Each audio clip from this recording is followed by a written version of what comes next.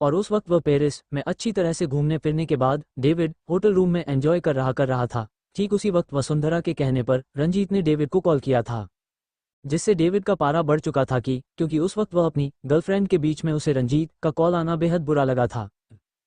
और वह कॉल पर बोला, नेक्स्ट ट्रिप हमारा इंडिया का ही है, क्योंकि मैं अपनी गर्लफ्रेंड को इंडिया घुमाने के लिए लेकर आ रहा हूँ और नेक्स्ट वीक ही मैं अरमान सिंघानिया का नामो निशान मिटा दूंगा। ये कहते हुए डेविड बड़ी बुरी तरह से हंसने लगा था। डेविड दिखने में एकदम सफ़ेद और मजबूत इंसान था। उसके पूरे के पूरे बाजू पर टैटू बने हुए थे। उसका लुक बेहद डरावना था। तब उसकी गर्लफ्रेंड ने उसे पीछे से आकर हक किया था एक बार फिर। डेविड ने अपने होठों को उसके होठों से जोड़ दिया था और फिर उसे प्यार करने लगा था। वही रंजीत ने डेविड की कही हुई सारी बातें वसुंधरा जी को बता दी थी और तब वसुंधरा जी बोली, क्या इसका दिमाग खराब हो गया है जो यहाँ वह अपनी गर्लफ्रेंड को लेकर यहाँ मौज मस्ती करने आ रहा है या फिर हमारा काम करने के लिए आ रहा है। हमने उसे पूरे 50 करोड़ रुपए दिए हैं, वह हमने उसे उसकी गर्लफ्रेंड के साथ अयाशी करने के लिए नहीं दिए हैं। तभी रंजीत ने वसुंधरा जी को समझाते हुए कहा, मैडम आप ये बात अच्छी तरह से जानती है कि वो कितना बड़ा संकी आदमी है और अगर वह अरमान की जान लेने के साथ अपनी गर्लफ्रेंड के साथ यहाँ घूमना ही चाहता है तो मुझे नहीं लगता कि हमें इससे कोई ऐतराज होना चाहिए और वैसे भी हमें आम खाने चाहिए, गुटली से मतलब नहीं होना चाहिए। ऐसे कहते हुए रंजीत वसुंधरा जी को समझने की कोशिश करने लगा था और कहीं ना कहीं वसुंधरा जी ने भी रंजीत की बात मान ली थी। वही मारिया जो कि डेविड की गर्लफ्रेंड थी, उसने डेविड की बातें सुन ली थी और उसके चेहरे पर कुछ अलग ही तरह के भाव आ गए थे। हालांकि उस वक्त वह बेड में डेविड के साथ थी और वह डेविड को बहुत प्यार किया करती थी, लेकिन जब से उसने डेविड की कॉल पर बात सुनी थी और ये सुना था कि डेविड इंडिया जाकर किसी अरमान सिंघानिया को मारना चाहता है, तब उसके चेहरे के भाव तुरंत ही डार्क और अलग से हो गए थे, जिन्हें कोई समझ ही नहीं पा रहा था। वहीं दूसरी ओर अरमान सिंघानिया और ने खुद पूरे शहर की गलियों को छान मारा था। इतना ही नहीं, प्राइवेट चॉपर में बैठकर अरमान ने पूरे के पूरे शहर भर को अपने कैमरे से देखना शुरू कर दिया था। पूरे शहर भर में ड्रोन उड़ाई जा रहे थे ताकि आस्था की इंफॉर्मेशन निकलवाई जा सके। इतना ही नहीं, शहर की पूरी पुलिस फोर्स उस वक्त बेहद सख्ते में आ गई थी। किसी को कुछ समझ नहीं आ रहा था कि आखिरकार हो क्या रहा है यहाँ पर। जिस तरह से आस्था को ढूंढा जा रहा था, ऐसा लगने लगा था मानो कि कहीं से बहुत बड़े टेररिस्ट आकर छुप गए हो और उन्हें ढूंढने के लिए पुलिस वालों ने चारों तरफ से नाकाबंदी की हो और ड्रोन उड़ाए जा रहे हो और चॉपर वगैरह की हेल्प से पूरे शहर भर में देखने की कोशिश की हो। इस वक्त बिल्कुल से वही मंजर सा चल रहा था। वही अरमान के कानों में सिर्फ दादाजी की कही हुई बातें ही गूंज रही थी कि अगर आस्था का बाल भी बांका हुआ तो दादाजी हमें हमेशा हमेशा के लिए अरमान से भी अपना रिश्ता तोड़ देंगे। तो ये बात उसके दिल में बेहद ज्यादा दर्द दे गई थी। जल्दी ही सभी लोग थक हार कर एक तरफ खड़े हो गए थे। ना तो डेविल किंग की वर्ल्ड बेस्ट सिक्योरिटी और ना ही अरमान सिंघानिया की सिक्योरिटी आस्था को कहीं ढूंढ पाए। तभी अरमान ने जोरों से चीखा और बोला, कहाँ गई वह लड़की, उसे जमीन खा गया या आसमान निगल गया। ऐसा कहकर अरमान जोरों से चीख रहा था। अरमान की इतनी डेंजरस वॉइस से सुनने के बाद सभी लोगों के हाथ का रोंगटा खड़ा हो गया था।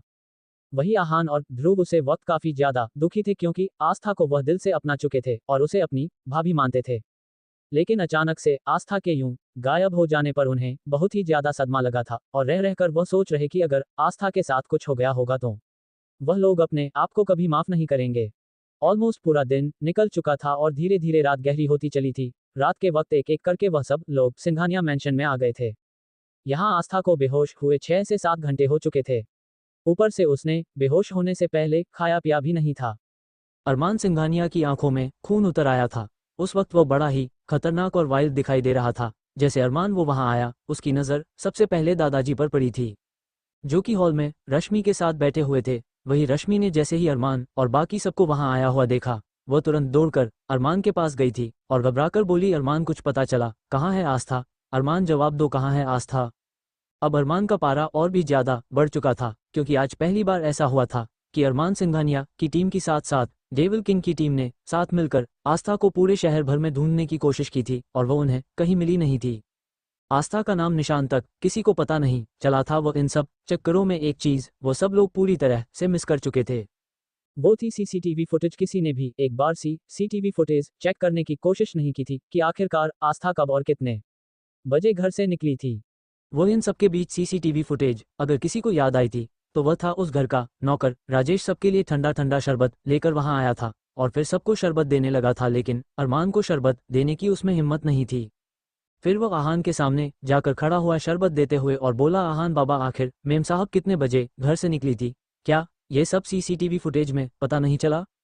अब राजेश ने जैसे ही अनजाने में ऐसी सीसीटीवी फुटेज का नाम लिया, वहां का एटमॉस्फेयर अचानक से बदल गया। आहान ने झट उसे पकड़ा, उसके माथे को चूम लिया था और बोला, वाह मेरे शेर, तूने क्या याद दिला दिया। फटाफट से वो सभी अब सिक्योरिटी रूम की ओर गए थे, जहां सीसीटीवी की पूरी डिटेल्स लाइव कवरेज होती थी और सारा डेटाबेस वहीं मौजूद रहता था।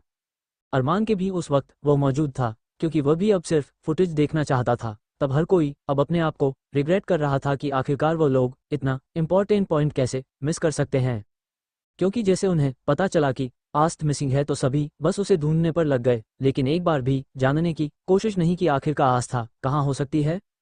अब वहां दादाजी, रश्मि, सभी लोग अभी इस वक्त सिक्योरिटी रूम में जमा थे और सबकी नजरें इस वक्त बड़ी सी एलईडी स्क्रीन की ओर देख रही थी, जहां पर सुबह के 9 बजे के बाद की फुटेज लाइव चल रही थी। और जल्दी ही उसमें आस्था दिखाई दी, जो कि डॉक्टर रश्मि के कमरे में जा रही थी। एक पल आस्था कमरे में तो गई थी, लेकिन उसके बाद वो वहां से निकलकर हॉल में आई थी। हॉल में भी उसे कोई नहीं मिला था। तब आस्था बेमन से गार्डन की ओर जाने लगी थी। आस्था के चेहरे पर काफी उदासी थी, जो सीसीटीवी फुटेज में भी साफ दिखाई दे रही थी। जल्द ही आस्था हॉल में से होते हुए गार्डन में चली गई थी और पुल साइड एरिया में जो कैमरा लगा हुआ था, वहां पर सबको आस्था बैठी हुई दिखाई दी। लेकिन कुछ ही देर बाद आस्था जैसे ही उठकर वहां से चलने लगी, वह बेहोश हो गई थी। इस फुटेज देखकर वह सभी सदमे आ गए और अपनी आंखें बड़ी बड़ी करके एक दूसरे को देखने लगे, जैसे आंखों ही आंखों में एक दूसरे से सवाल जवाब कर रहे हो, मानो कहना कहना चाह रहे हो। और जल्दी से सब सिक्योरिटी रूम से बाहर निकलकर बाहर की ओर दौड़े। वही अरमान भी बिना कुछ सोचे सबसे पहले तुरंत दौड़कर गार्डन की ओर जाने लगा। अरमान के ठीक पीछे सुमित, आकाश, आहान, वो सब भी दौड़कर गार्डन की ओर जा रहे थे और रश्मि दादाजी को संभालते हुए वो दोनों भी अब गार्डन की ओर जाने लगे थे। वही अरमान बेहद तेजी से पूल साइड के एरिया पर गया था और जल्द ही उसकी नज़र आस्था पर पड़ी थी, जो कि उसे वक्त गार्डन के pool side back side area में बेहोश पड़ी हुई थी। अरमान जोरों से चीखा, आस्था! उसने फटाफट से उसे अपनी गोद में उठाया और मेंशन के अंदर ले गया और उसे सोफे पर लिटा दिया और जुनून भरी आवाज में चिक्कर बोला, रश्मि, आस्था का जल्दी से ट्रीटमेंट करो। तब डॉक्टर रश्मि के डर हाथ पैर काफी ज्यादा फूल गए थे, लेकिन उसने पहले राजेश को अपने कमरे से अपनी फर्स्ट एड किट्स बॉक्स लाने के लिए बोल दिया था और रश्मि आस्था को हॉल में लेटाने पर वो उसे चेक करने लगी थी। लेकिन इस तरह से सोफे पर आस्था को सही से चेक नहीं कर पा रही थी, इसलिए उसने अरमान से बोला, मुझे आस्था का प्रॉपर्ली पूरा चेकअप करना होगा। इसके लिए आपको इसे किसी कमरे के बेड में शिफ्ट करवाना होगा। रश्मि की बात सुनकर अरमान ने तुरंत आस्था को एक बार फिर गोद में उठा लिया था। वह बड़ी ही इंटेंस और दर्द भरी नजरों से आस्था की ओर देख रहा था। बार बार उसकी नजरें आस्था पर जाकर ठहर रही थी। वह आस्था को गोद लेने के बाद जल्दी उसने डॉक्टर रश्मि के कमरे में बेड पर आस्था को लेटा दिया था और खुद बाहर आकर खड़ा हो गया था। वहीं दादाजी उस वक्त केवल दुख भरे चेहरे के साथ सब कुछ देख रहे थे। अंदर ही अंदर वह इस बात से भी डर रहे थे कि अगर आस्था को कुछ हो गया तो वह किसी को क्या जवाब देंगे। वही डॉक्टर रश्मि अच्छी तरह से आस्था का चेकअप करने लगी थी और जल्दी ही डॉक्टर रश्मि को आस्था के शरीर पर बने हुए कुछ निशान दिखाई दिए। तब डॉक्टर रश्मि जैसे से ही आस्था के कपड़ों को थोड़ा सा ओपन करके आस्था के शरीर को चेक करना शुरू किया तो उसकी आंखें हैरत से फैल गई थी।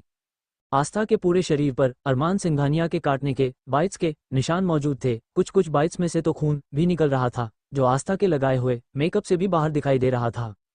अब तो और रश्मि का गुस्से और नफरत से बुरा हाल हो चुका था। वह सपने में भी नहीं सोच सकते थी कि अरमान इतनी ज्यादा घटिया हरकत करेगा और आस्था के साथ इस तरह की जबरदस्ती करेगा। लेकिन फिलहाल आस्था को अच्छे से चेक करने के बाद डॉक्टर रश्मि ने उसे कुछ इंजेक्शंस दिए थे और उसे प्रॉपर्ली रेस्ट करने के लिए छोड़ दिया था, क्योंकि आस्था उस वक्त सारी चीजें सोच सोचकर बेहोश हो गई थी, वरना और कोई वजह नहीं थी बेहोश होने की। उसके शरीर में बेहिसाब दर्द था और दर्द भी उसके बेहोश होने की एक वजह में से एक था। जल्दी ही डॉक्टर रश्मि आस्था को अच्छी तरह से ट्रीटमेंट करने के बाद और उसके जख्मों पर ऑइंटमेंट लगाने के बाद वहां से गहरी सांस लेते हुए बाहर आई। सभी लोग दुख भरे एक्सप्रेशन से डॉक्टर रश्मि की ओर देख रहे थे। तब डॉक्टर रश्मि ने उन सब की ओर देखकर बोली, आप लोगों को परेशान होने की कोई जरूरत नहीं है। मैं सिर्फ इतना बताना चाहती हूँ कि शायद आस्था किसी बात को लेकर बेहद परेशान थी, जिसकी वजह से वो अनकॉन्शियस हो गई थी। ऊपर से उसने कुछ खाया पिया भी नहीं था। अभी के लिए मैंने उसे कुछ विटामिन्स के इंजेक्शन दिए हैं, जिससे उसे थोड़ी ताकत मिलेगी और कुछ देर बाद उस होश भी आ जाएगा। ऐसा कहकर रश्मि उदासी भरी निगाहों से और डीप लुक से अरमान की ओर देखते हुए वापस आस्था के कमरे में जाने लगे थी। वहीं आकाश डॉक्टर रश्मि की आंखों में नफरत देख चुका था और साथ ही साथ उसका अरमान को इस तरह से घूरकर देखना भी वो समझ चुका था। वेल, तब डॉक्टर रश्मि कमरे में जाने से पहले रुकी और अरमान से बोली, अरमान मैं आपसे कुछ बात करना चाहती हूँ, प्लीज आइए। ऐसा कहकर वो कमरे में चली गई थी। डॉक्टर रश्मि के जाने के बाद अरमान ने एक नज़र दादाजी की ओर देखा और उसके बाद डॉक्टर रश्मि के साथ अंदर चला गया था। तब डॉक्टर रश्मि जो कि अरमान के ठीक सामने खड़ी हुई थी। अरमान ने रश्मि की आंखों में अरमान ने अपने लिए काफी सारे सवाल और नफरत देख ली थी। अरमान हैरान था और सीरियस वॉइस में बोला, रश्मि क्यों बुलाया है तुमने मुझे? तब डॉक्टर रश्मि बोली, तुम जानते हो तुमने जो घटिया हरकत आस्था के साथ की है उसके बाद से उसकी जान भी जा सकती थी। तुमने उसे इतना ज्यादा डरा दिया है जिसकी वजह से आज उसकी ये हालात हो गई है। वह तुम्हारी बीवी है और तुमने उसके साथ जानवरों से भी ज्यादा बदतर सलूक किया। तब अरमान गुस्से से रश्मि की ओर देखकर बोला, ये क्या कह रही हो तुम, मैंने क्या किया है? तब रश्मि गुस्से से दांत पिसते हुए बोली, अंडरस्को तुम जानना चाहते हो तुमने क्या किया उसके साथ? ऐसा बोलकर रश्मि ने अरमान का हाथ पकड़ा था और जिस बेड पर उसने आस्था का ट्रीटमेंट किया था उस बेड के पास ले गई और आस्था के जो निशान डॉक्टर रश्मि ने देखे थे उसने वो निशान अरमान को दिखा दिए थे। तिलमिलाते हुए बोली, आज सिर्फ तुम्हारी वजह से उसके शरीर पर इतने सारे जख्म है, आखिरकार क्यों किया तुमने उसके साथ ऐसा? मैंने आस्था को प्रॉपर्ली चेक किया है, उसका रेप नहीं हुआ है, लेकिन ये एक रेप अटेम्प्ट था। तुमने आस्था पर रेप अटेम्प्ट किया है जिसके कारण वो इस तरह से अनकॉन्शियस हो गई। अब जैसे ही डॉक्टर रश्मि ने अरमान के ठीक सामने से रेपिस्ट कहा, अरमान बिहेवियर एकदम खतरनाक हो चुका था और वो डॉक्टर रश्मि की ओर देखकर बोला, तुम्हारी हिम्मत कैसे हुई अरमान सिंघानिया को रेपिस्ट कहने की? लगता है डॉक्टर रश्मि तुम्हें इस वक्त अपनी जान प्यारी नहीं है। तब डॉक्टर रश्मि लगभग चीखते हुए बोली, नहीं है मुझे अपनी जान प्यारी, तुम आस्था के साथ ऐसी घटिया हरकत करोगे मैंने सपने में भी नहीं सोचा था। अरमान सिंघानिया और मैं एक बार नहीं तुम्हें 100 बार बोलूंगी, तुम रेपिस्ट हो, रेपिस्ट रेपिस्ट रेपिस्ट। अब जैसे ही रश्मि ने लगातार अपने जुनून में अरमान को ये कहा, अरमान का ऑरा बेहद डेंजर हो चुका था। उसने अपने हाथों को अपने सर पर टेप किया और अचानक रश्मि का गर्दन पकड़कर उसे दबाना शुरू कर दिया। अरमान ने रश्मि की गर्दन बड़े ही जोरों से पकड़ा था। रश्मि की आंखों से आंसू निकलना शुरू हो गए थे। इतना ही नहीं, उसकी आंखें एकदम बड़ी बड़ी हो गई थी। उसके पूरे चेहरे मानो खून जमा हो चुका था। पूरा का पूरा चेहरा ऐसा लग रहा हो मानो के रश्मि के पूरे चेहरे में खून उतर आया हो।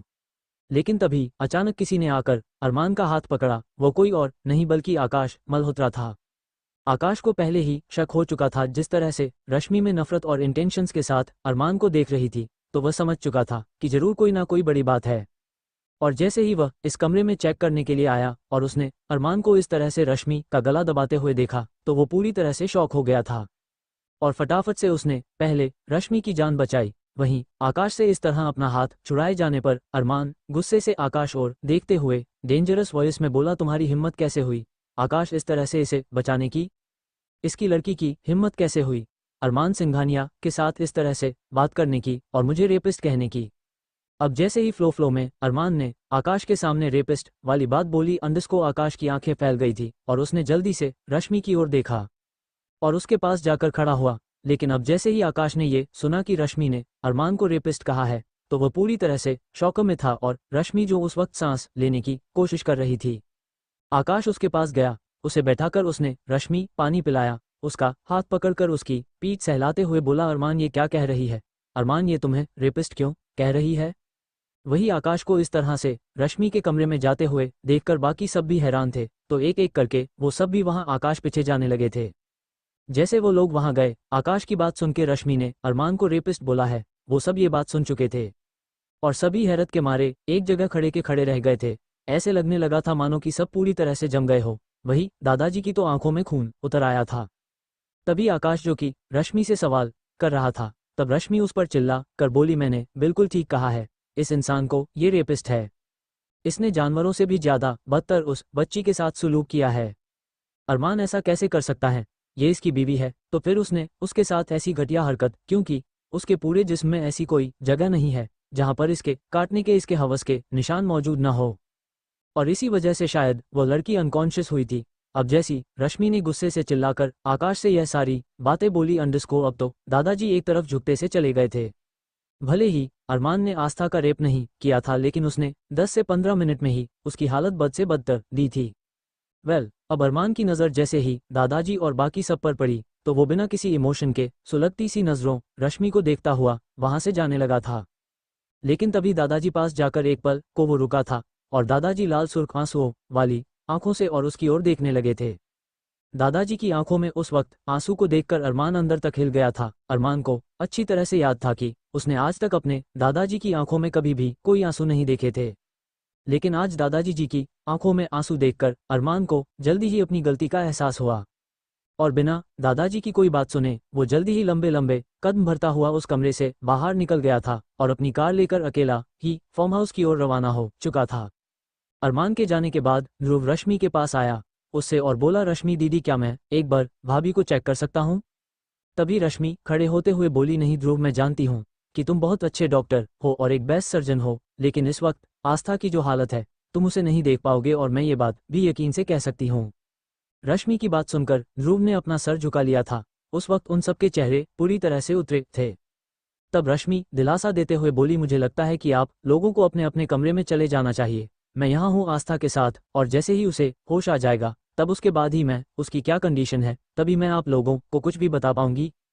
क्योंकि रश्मि ने जिस जगह बेड पर आस्था को लेटाया हुआ था उसने वहां पर एक बड़ा सा पर्दा कर रखा था जिससे आस्था की ओर कोई देख ना सके। क्योंकि उसने उसके पूरे शरीर पर ऑइंटमेंट लगाया था तो उसने काफी कम मात्रा में उसे कपड़े पहनाए थे। रश्मि की बात मानकर जल्द ही सब वहां से जाने लगे थे। आहान ने दादाजी को थाम रखा था। ध्रुव, आहान, सुमित ने दादाजी को वहां से लेकर चले गए थे और आकाश रश्मि को बड़े ही ध्यान से देख रहा था। रश्मि के गर्दन पर लाल और नीले निशान हो गए थे। साथ ही साथ अरमान ने जो अभी उसका गला दबाया था जिसकी वजह से उसकी नेक पर अरमान की उंगलियों के निशान थे। आकाश को अपनी ओर इस तरह से तरस खाता हुआ सा देख रश्मि आकाश की आंखों में आंखें डालकर बोली, मिस्टर आकाश, आप भी जा सकते हैं। आपको यहाँ मुझ पर तरस खाने की कोई जरूरत नहीं है। क्योंकि कहीं ना कहीं रश्मि देख चुकी थी कि आकाश को उसके जख्मों को लेकर बुरा लग रहा है। लेकिन रश्मि की ये बात आकाश को तपा गई थी, इसीलिए वो रश्मि करीब गया, उसका हाथ पकड़कर उसे एक तरफ बैठा दिया। जब रश्मि ने उठने की कोशिश आकाश बेरुखी से बोला, चुपचाप करके यहीं बैठी रहो। आकाश ने जल्द ही पास में रखा हुआ ऑइंटमेंट उठाया और रश्मि की नेक पर लगाने लगा। उस वक्त आकाश और रश्मि एक दूसरे के बेहद करीब थे। रश्मि बड़े ही प्यार से आकाश को देख रही थी, लेकिन आकाश ने जिस तरह से उससे बातें की थी वह बातें भी वो भूली नहीं थी। जल्द ही उसने आकाश का हाथ झटक दिया था और झटके से खड़ी होकर बोली, मुझे तुम्हारी हमदर्दी की या तुम्हारी केयर की कोई ज़रूरत नहीं है। और वैसे भी मैं अकेली रही हूँ, शुरू से लेकर आज तक अपनी ज़िंदगी को अकेले ही काटा है, तो मुझे नहीं लगता कि मुझे अपनी ज़िंदगी के सफ़र में किसी के साथ की ज़रूरत है, समझे तुम?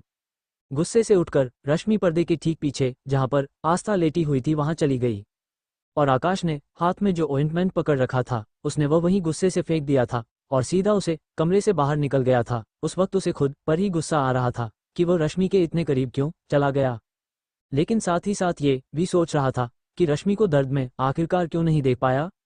वह वहीं दूसरी ओर अरमान सिंघानिया अपने फार्म हाउस पर पहुंचकर अपने तहखाना में पहुंच चुका था और वहां जाकर एक बार फिर उसने खुद को तकलीफ देना शुरू कर दिया था। आज उसने और दिन से ज्यादा खुद को तकलीफ दी थी। इतना ही नहीं, अरमान का पूरा जिस्म ब्लड से भर चुका था। रह रहकर उसकी आंखों के सामने आस्था का मासूम चेहरा, उसने आस्था पर किस तरह से इल्जाम लगाए। पहले तो अरमान को इस बात का शक था कि आस्था वीर रायचंद से मिली हुई है, लेकिन फिर जब उसका ये शक दूर हुआ तो उसे लगा कि आस्था को पैसों का लालची है और वह पैसों के पीछे पड़ी हुई है। लेकिन वह गलतफहमी भी दादाजी ने उसकी दूर कर दी थी। अब तो अरमान बड़े ही जुनून के साथ खुद को तकलीफ दे रहा था और अचानक अपने आप को तकलीफ देता हुआ जोरों से हंसने लगा था। उस वक्त अरमान बड़ा ही विल्ड एंड डेंजर लग रहा था। ऐसा लग रहा था मानो कि एक अलग ही तूफान समेटे हुए यह इंसान उस वक्त खड़ा हुआ खुद को तकलीफ दे रहा हो। तब अरमान बड़े ही सनकी से अंदाज में बोला, तुम्हें अरमान सिंघानिया ने छुआ है। मैसेज, आस्था अरमान सिंघानिया, आज के बाद अरमान सिंघानिया तुम पर किसी तरह कोई शक नहीं करेगा। लेकिन जिसने भी अब तुम्हें तकलीफ देने की कोशिश की या तुम्हें परेशान करने की कोशिश की और तुम्हारी और आंख उठाकर भी देखा तो अरमान सिंघानिया उसका वह हाल करेगा कि उसे अपने जन्म लेने पर भी अफसोस होगा। कहीं ना कहीं ये सब कहते हुए अरमान सिंघानिया बड़ा ही सनकी सा लग रहा था। ऐसा लग रहा था मानो कि आस्था के साथ उसका एक गहरा और स्ट्रॉन्ग अटैचमेंट जुड़ चुका था, जो कि आस्था के लिए बेहद प्रॉब्लम क्रिएट करने वाला था। जल्दी ही अरमान का दर्द काफी ज्यादा बढ़ चुका था और उसने रेड रंग का बटन प्रेस करते ही वह जमीन पर बेहोश गिर पड़ा था।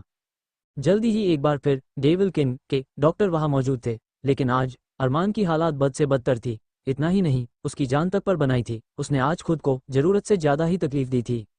डॉक्टर्स के लिए अरमान का ब्लड रोक पाना काफी ज्यादा मुश्किल हो चुका था, लेकिन उन्होंने अपनी पूरी कोशिश की थी और अरमान का ट्रीटमेंट अच्छी तरह से किया था। जल्दी ही अरमान की डॉक्टर्स की टीम ने उसे अच्छी तरह से ट्रीटमेंट देने के बाद तहखाने में पड़े एक बेड पर लिटा दिया था और साथ ही साथ अरमान के बॉडीगार्ड से बोल दिया इन्हें कम से कम 3 दिन तक यही रहना होगा, उसके बाद ही ये शायद चलने फिरने के लायक हो पाएंगे, क्योंकि इस वक्त इनकी जो कंडीशन है उस हिसाब से अभी यह चल फिर नहीं पाएंगे। कहीं ना कहीं सारे गार्ड्स अब पूरी तरह से एक्टिव हो चुके थे, क्योंकि इस वक्त अरमान सिंघानिया द डेविल किंग घायल था और घायल अवस्था में अपने फार्म हाउस में लेटा हुआ था। वहीं दूसरी ओर 1 से 2 घंटे के अंदर अंदर आस्था को होश आ गया था। आस्था ने जैसे ही अपने आप को देखा और ये देखा कि इस वक्त वो रश्मि के कमरे में है, तो उसने थोड़ी सी राहत की सांस ली। जो कुछ भी उस वक्त आस्था के साथ हुआ था, एक एक करके आस्था को याद आने लगा था और एक बार फिर उसकी आंखों से मूसलाधार आंसू बह निकले थे। तब आस्था थोड़ी देर तक रोने के बाद खुद को शांत करते हुए मन ही मन में बोली, नहीं आस्था, नहीं, तुम इस तरह से हिम्मत नहीं हार सकती हो। वैसे भी उस राक्षस ने भले ही तुम्हें छूने की कोशिश की है, पर उसने अपनी हद पार नहीं की है। बस अब तुम्हें अपनी इज्जत बचाकर जल्द से जल्द यहाँ से निकलना होगा। तुम्हें मरना नहीं है आस्था, नहीं, तुम टूट नहीं सकती हो। ना तुम्हें टूटने का अधिकार है और ना ही मरने का अधिकार है। तुम्हें अपना इकलौता सपना पूरा करना है और अपनी नानी माँ का ख्याल रखना है। तुम हार नहीं मान सकती, आस्था हार नहीं मान सकती है। खुद से ऐसा बोलकर अंडस को आस्था मन ही मन में खुद से ही सवाल जवाब करने लगी थी। आस्था ने ठान लिया था कि जब तक वो यहाँ है वो अरमान सिंघानिया की शक्ल तक नहीं देखेगी और जितना हो सकेगा उससे दूर रहेगी। जल्दी ही आस्था की नज़र अपने ठीक बराबर में सोफे पर बैठी हुई रश्मि पर गई थी, जो कि आंखें बंद किए हुए शायद सोने की कोशिश कर रही थी, क्योंकि डॉक्टर रश्मि को वाकई गले में काफ़ी ज़्यादा दर्द हो रहा था। ऑलमोस्ट उसकी जान जाने ही वाली थी।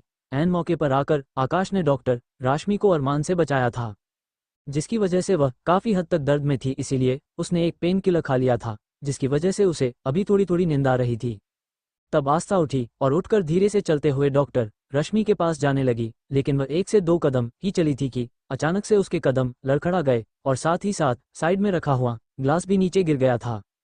ग्लास गिरने पर डॉक्टर रश्मि की आंखें खुली। उसने आस्था को इस तरह से देखा तो वह तुरंत दौड़कर उसके पास आई और आस्था को संभालते हुए बोली, यह क्या कर रही हो तुम? इस तरह से तुम्हें बेड से नहीं उठना चाहिए आस्था। इस वक्त तुम्हारी तबीयत बिल्कुल भी ठीक नहीं है, तुम्हें इस वक्त आराम की बहुत ज़रूरत है। ऐसा बोलकर डॉक्टर रश्मि ने आस्था को बेड पर फिर से लिटा दिया था। वहीं आस्था बेड पर बैठने के बाद रश्मि का हाथ पकड़कर बोली, रश्मि दीदी, हमें क्या हुआ है? पहले तो हमें इतनी कमजोरी कभी भी महसूस नहीं हुई, लेकिन आज तो हमसे एक कदम तक नहीं रखा जा रहा है। क्या हुआ है हमें? आस्था की बातें सुनकर रश्मि का गला भर आया था और अगले ही पल उसने आस्था के हाथों पर अपना हाथ रखते हुए कहा, तुम 4 से 5 घंटे तक फुल साइड पर बेहोश पड़ी हुई थी, जिसकी वजह से तुम्हारी ऐसी कंडीशन हो गई है और तुम्हारे शरीर में काफ़ी ज़्यादा कमजोरी आ गई है। लेकिन तुम फिक्र मत करो, मैंने तुम्हें कुछ विटामिन और ताकत की दवाएं के साथ साथ इंजेक्शंस वगैरह भी दिए हैं। उनसे तुम कुछ घंटे में काफ़ी बटा हो जाओगी और तुम्हारे शरीर पर जो निशान है मैंने उन पर ऑइंटमेंट अप्लाई किया है, वो जख्म भी शाम तक हल्के हो जाएंगे। ये बातें कहते हुए डॉक्टर रश्मि अपनी आंखें चुरा रही थी, क्योंकि इस वक्त वह आस्था की मेंटलिटी पता करना चाहती थी कि आस्था की इस वक्त दिमागी कंडीशन कैसी है। तभी डॉक्टर रश्मि की बातें सुनने के बाद आस्था की आंखें भर आई थी और वह बोली, रश्मि दी, हमारी कोई गलती नहीं है। पहले उन्होंने हमें बोला कि हम उन्हें नहलाए, क्योंकि वह नहीं चाहते कि हमने जो उनके हाथ पर मरहम लगाया है वह पट्टी भीग जाए, इसीलिए वह हमें बाथरूम में ले गए। हमने उन्हें नहलाया, लेकिन फिर उन्होंने हमारे साथ ऐसी बेहुदा हरकत करनी शुरू कर दी थी। अब हम अपनी नानी माँ को क्या जवाब देंगे? हमारी नानी माँ को जब इस बात के बारे में पता चलेगा कि किसी ने हमें इस तरह से छुआ है, तब क्या होगा? ऐसा कहते हुए आस्था अब फूट फूट कर रो रही थी। अब आस्था के इतनी मासूमियत से सच्चाई जानने के बाद रश्मि को आस्था पर बहुत ही प्यार आ रहा था। उसने तुरंत आस्था को गले से लगा लिया था और बोलने लगी, जब से तुम शादी करके इस घर में आई हो और अरमान से तुम्हारी क्या क्या बात हुई है, मैं वो सारी बातें जानना चाहती हूँ। डॉक्टर रश्मि की बात सुनकर पहले तो आस्था हैरान हुई, लेकिन अगले ही पल सारी बातें उसने बताने शुरू कर दी थी अंडस को कि किस तरह से अरमान सिंघानिया ने उसे एक बार फोर्स्ड किस भी किया था और किस तरह से उसे हर्ट किया। सारी बातें उसने डॉक्टर रश्मि को बता देती है। तब डॉक्टर रश्मि उसे समझाते हुए बोली, अंडस को, आस्था मेरी बात तुम ध्यान से सुनो। मुझे लगता है कि तुम्हें अरमान सिंघानिया से अब दूर रहना चाहिए। उसे तुम बिल्कुल पसंद नहीं हो, शायद वह तुमसे नफरत करता है। क्योंकि कोई भी इंसान मोहब्बत में ऐसी हरकत कभी नहीं कर सकता है, और जैसे कि वह तुम्हारी खूबसूरती के बारे में बोल रहा था, तो इससे ये बात साफ साफ पता चलती है कि उसे खूबसूरत लोगों से कितनी ज़्यादा चिढ़ है और खूबसूरती से कितनी ज़्यादा वह नफरत करता है, और शायद यही कारण है कि इस घर में कोई औरत ही नहीं है। हो सकता है कि इसके पीछे कुछ ना कुछ कारण हो, लेकिन अभी के लिए फ़िलहाल तुम्हारी भलाई इसी में है कि तुम्हें अरमान सिंघानिया से हर हाल में दूर रहना होगा। तुम्हें अब उसके करीब भी नहीं जाना चाहिए। तुम गौर से मेरी बातें सुन रही हो ना? तभी आस्था बोली, रश्मि दीदी बस आप हमें जल्दी से ठीक कर दीजिए। हम बस जल्द से जल्द अपनी नानी माँ के पास चले जाएंगे, उसके बाद हम उन राक्षस जी की शक्ल तक नहीं देखेंगे। आस्था ने कुछ नफरत में भी अरमान को राक्षस जी कहते हुए इज्जत दी थी, उसे राक्षस जी बोला था। वही आस्था की मासूमियत बार बार रश्मि को मुस्कुराने पर मजबूर कर रहे थी। फिलहाल रश्मि को अंदर ही अंदर इस बात का संतोष भी था कि अरमान ने उसके साथ जो जबरदस्ती की हरकत की है, उसका आस्था दिमाग पर ज़्यादा असर नहीं पड़ा है। लेकिन वह इतना तो समझ चुकी थी कि अगर आस्था एक बार फिर अरमान के सामने गई तो हो सकता है कि वह उससे डर जाए, और इतना ज़्यादा डर जाए कि उसकी कंडीशन एक बार फिर से खराब हो जाए। इसलिए डॉक्टर रश्मि ने उसे अरमान से दूर रहने की सलाह दी थी। तब रश्मि बोली, आस्था तुम थोड़ी देर आराम कर लो। सभी लोग तुम्हारी बहुत ज़्यादा चिंता कर रहे हैं। इस वक्त सब हाल में बैठे हैं, मैं उन्हें जाकर बता देती हूँ कि तुम्हें अब होश आ गया है। सब तुमसे मिलने की कोशिश करेंगे, तो तुम एक काम करो, अगर तुम जब बेटर महसूस करो तो तुम बस दादाजी से ज़रूर मिल लेना, क्योंकि दादाजी इस वक्त बहुत ज़्यादा स्ट्रेस में है और टूटे हुए से हैं। अब डॉक्टर रश्मि ने जैसे ही ये कहा, आस्था ने तुरंत अपनी गर्दन हाँ में हिला दी और बोली, ठीक है रश्मि दीदी, हम अभी दादाजी से मिल लेते हैं। वैसे भी हम दादाजी को बहुत पसंद करते हैं, एक दादाजी ही तो है जो हमेशा हमारा यहाँ पर साथ देते आए हैं। आस्था को आराम करने का कहकर डॉक्टर रश्मि उसे कमरे से बाहर निकलकर नीचे हॉल में जाने लगी थी। वो अच्छी तरह से जानती थी कि इस वक्त सभी डॉक्टर रश्मि का इंतजार कर रहे होंगे और आस्था के बारे में जानना चाहते होंगे। हालांकि डॉक्टर रश्मि ने उन्हें अपने कमरे में जाकर आराम करने के लिए कहा था लेकिन उस वक्त किसी का भी दिल नहीं किया कि वह जाकर अपने कमरे में आराम कर सकें। इसीलिए सभी के सभी हॉल में जमा हो गए थे, और जैसे ही डॉक्टर रश्मि वहां आई, उसने एक एक करके सबको देखना शुरू किया था। सबने उस वक्त अपना चेहरा लटका रखा था, और दादाजी तो कुछ ज्यादा ही टूटे हुए से नजर आ रहे थे। तब डॉक्टर रश्मि दादाजी के पास गई और उनका हाथ पकड़कर बोली, दादाजी आस्था अब बिल्कुल ठीक है, आपको परेशान होने की अब कोई जरूरत नहीं है, और बस अभी थोड़ी बहुत देर वह आराम करेगी, उसके बाद वह आपसे मिलने के लिए आ जाएगी। मैंने उसे बोल दिया है। जैसे ही डॉक्टर रश्मि ने ये कहा, दादाजी ने तुरंत डॉक्टर रश्मि का हाथ पकड़ा और फफक फफक कर रो दिए थे। दादाजी को इस तरह से रोता हुआ देखकर सभी तुरंत अपनी अपनी जगह से खड़े हुए और दादाजी को शांत करने लगे। तब दादाजी रोते रोते कहने लगे, ये सब कि मेरी गलती है, मुझे ऐसा नहीं करना चाहिए था। उसे बच्ची की इस वक्त जो कुछ हालत है वो सिर्फ मेरी वजह से है, मुझे उस बच्ची के मजबूर नहीं करना चाहिए था। काश मैंने उस बच्ची को नहीं बोला होता कि अरमान को ध्यान रखें, क्योंकि अरमान को चोट लगी है तो शायद उसके साथ ऐसी हरकत नहीं होती। मुझे समझ में नहीं आ रहा रश्मि बेटा कि मैं अपने गुनाहों का पश्चाताप कैसे करूं, क्या करूं। ऐसा बोलकर दादा की मायूस हो गए थे। तब डॉक्टर रश्मि खुद को थोड़ा सा मजबूत करते हुए बोली, दादाजी अगर वाकई आप आस्था के लिए कुछ करना चाहते हैं तो मुझे लगता है कि आपको आस्था को कुछ दिनों के लिए उसकी नानी माँ के पास भेज देना चाहिए, क्योंकि वो अपनी नानी माँ को काफ़ी ज़्यादा मिस करती है, और किसी भी लड़की के लिए ऐसी सिचुएशन में उसके अपनों के आसपास रहना बहुत ही ज़्यादा ज़रूरी है। कोई अपना जो उसके दिल के बहुत करीब होगा, तो आस्था को इस सिचुएशन को संभालना आसान हो जाएगा। अब जैसे ही डॉक्टर रश्मि ने ये कहा, दादाजी तुरंत बोले, हाँ हाँ बेटा, बस तुम उसे ठीक कर दो, मैं उसे कल के कल ही उसकी नानी माँ के यहाँ भिजवा दूंगा, और वापस उसे कभी भी सिंघानिया मेंशन में आने के लिए नहीं कहूँगा। इतना ही नहीं, तुम उसका बेस्ट से बेस्ट मेडिकल कॉलेज में एडमिशन भी करवा दो। उसकी सारी जिम्मेदारी मैं लूँगा, मैं उसे अपनी बेटी की तरह रखूँगा, बस उसे सिंघानिया मेंशन में नहीं आने को कहूँगा। अब जैसे ही दादाजी ने खुद को संभालते हुए ये सब कहा, रश्मि ने दादाजी से कहा, ठीक है दादाजी, जैसा आपको ठीक लगे। मैं आस्था के ठीक होने के बाद उससे बात करती हूँ। अगर वो वाकई डॉक्टरी करना चाहती है तो मैं उसके एडमिशन में हेल्प करूँगी, लेकिन मुझे नहीं लगता है दादाजी की आस्था किसी की भी मदद लेना चाहेगी, क्योंकि वो बहुत स्वाभिमानी लड़की है। तब दादाजी बोले, तुम उसकी फिक्र मत कर बेटा, मैं उसके मामा से सारी बात कर लूँगा, उसे पता भी नहीं चलेगा। कहीं ना कहीं दादाजी खुद को तसल्ली दे रहे थे, क्योंकि वह आस्था के लिए कुछ ना कुछ करके वो अपने गिल्ट को थोड़ा सा कम करना चाहते थे। वही आस्था 3 से 4 घंटे आराम करने के बाद आप अपने आप को काफ़ी ज़्यादा बेटर महसूस कर रही थी और अपने आप से चल फिर भी पा रही थी।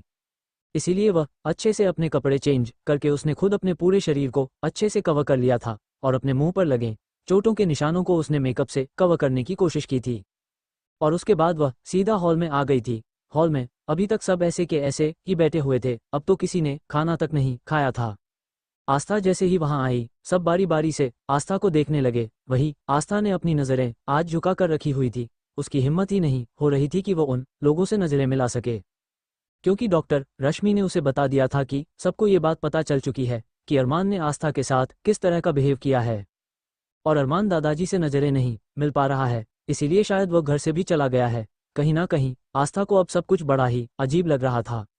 वो सोच रही, अगर उस राक्षस कुमार को एक बार फिर गलतफहमी हो गई कि हमारी वजह से उसके पूरे परिवार वाले, उसके दोस्त भाई उससे बात नहीं कर रहे हैं, तो एक बार फिर वह अपना गुस्सा आस्था पर उतार सकता है।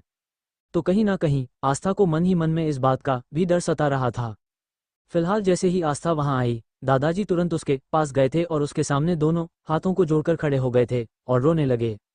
अब दादाजी को इस तरह से आस्था के सामने रोता हुआ देखकर आस्था की भी आंखें भर आई थी और उसने अपने दोनों हाथों से दादाजी के हाथों को पकड़ लिया था और उनसे बोली, दादाजी ये आप क्या कर रहे हैं? आपके ये हाथ मेरे सामने जोड़ने के लिए नहीं, बस सिर्फ और सिर्फ मुझे आशीर्वाद देने के लिए उठने चाहिए। ऐसा कहकर आस्था ने दादाजी का हाथ पकड़कर अपने सर पर रख दिया था और अपने आंसुओं को रोकने की कोशिश करने लगी थी, क्योंकि वह दादाजी के सामने रोकर खुद को कमजोर साबित नहीं करना चाहती थी। तभी आहान ध्रुव भी वहां आ गए थे। ध्रुव आस्था की ओर देखते हुए बोला, भाभी भाई की तरफ से मैं आपसे माफी मांगता हूं। ऐसा बोलकर ध्रुव भी आस्था के सामने हाथ जोड़कर खड़ा हुआ था। आहान भी वही कहना चाहता था जो ध्रुव ने कहा, वह भी हाथ जोड़कर खड़ा हो चुका था। आकाश और सुमित केवल सपाट चेहरा लिए ये सब कुछ देख रहे थे। तभी आस्था सबसे बोली, आप सब लोग प्लीज हमारे सामने इस तरह से हाथ मत जोड़िए, हमें कुछ नहीं हुआ है, हम बिल्कुल ठीक है। आस्था की बात सुनकर वह सभी हल्के से मुस्कुरा दिए। तब आस्था और बोली, लगता है कि आप लोगों ने अभी तक कुछ नहीं खाया है, चलो हम आप सबके लिए खाना बनाकर लेकर आते हैं। ऐसे कहकर आस्था जैसे ही जाने लगी, तुरंत दादाजी ने आस्था का हाथ पकड़ा और उससे बोले, अरे मेरे बच्ची, कैसी बातें कर रही हो तुम? तुम्हें क्या लगता है कि तुम्हारी ऐसी हालत में हम तुमसे खाना बनवाएंगे? नहीं नहीं मेरा बच्चा नहीं। ऐसा कहकर एक बार फिर दादाजी फूटकर रो दिए और उन्होंने आस्था को गले से लगा लिया था। तब ध्रुव और आहान की भी आंखें नम हो गई थी। तभी सुमित आगे आया और बोला था, आस्था कैसी तबीयत है तुम्हारी? तब आस्था हल्की सी मुस्कान के साथ बोली, हम बिल्कुल ठीक है सुमित भैया। तभी आकाश ने भी आस्था की ओर देखते हुए बोला, आस्था मुझे लगता है कि आपको जाकर आराम करना चाहिए। तब आस्था बोली, हम बिल्कुल ठीक है आकाश भैया, आप सब परेशान मत होइए। अभी वो सब लोग आपस में बात कर ही रहे थे कि तभी अचानक आकाश का फोन बजने लगा था और दूसरी तरफ कुछ ऐसा बोला गया जिससे सुनकर आकाश के चेहरे का रंग उठ गया था। तभी आकाश ने सुमित की ओर देखा था और दोनों ही अब एक दूसरे की ओर देखते हुए जल्दी वहां से बाहर निकल चुके थे।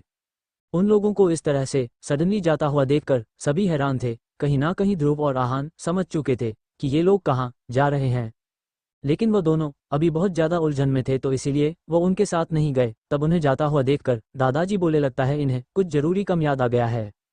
आस्था बेटी, ऑलरेडी सारा खाना बन चुका है, अभी तुम सिर्फ आराम करोगी। और हाँ, कल आप अपनी नानी माँ के घर जा रहे हो। जैसे ही दादाजी ने अचानक से ये बताया, आस्था का चेहरा खिल उठा था और चहकते हुए बोली थी, क्या वाकई दादाजी, क्या हम अपनी नानी माँ के पास जा सकते हैं?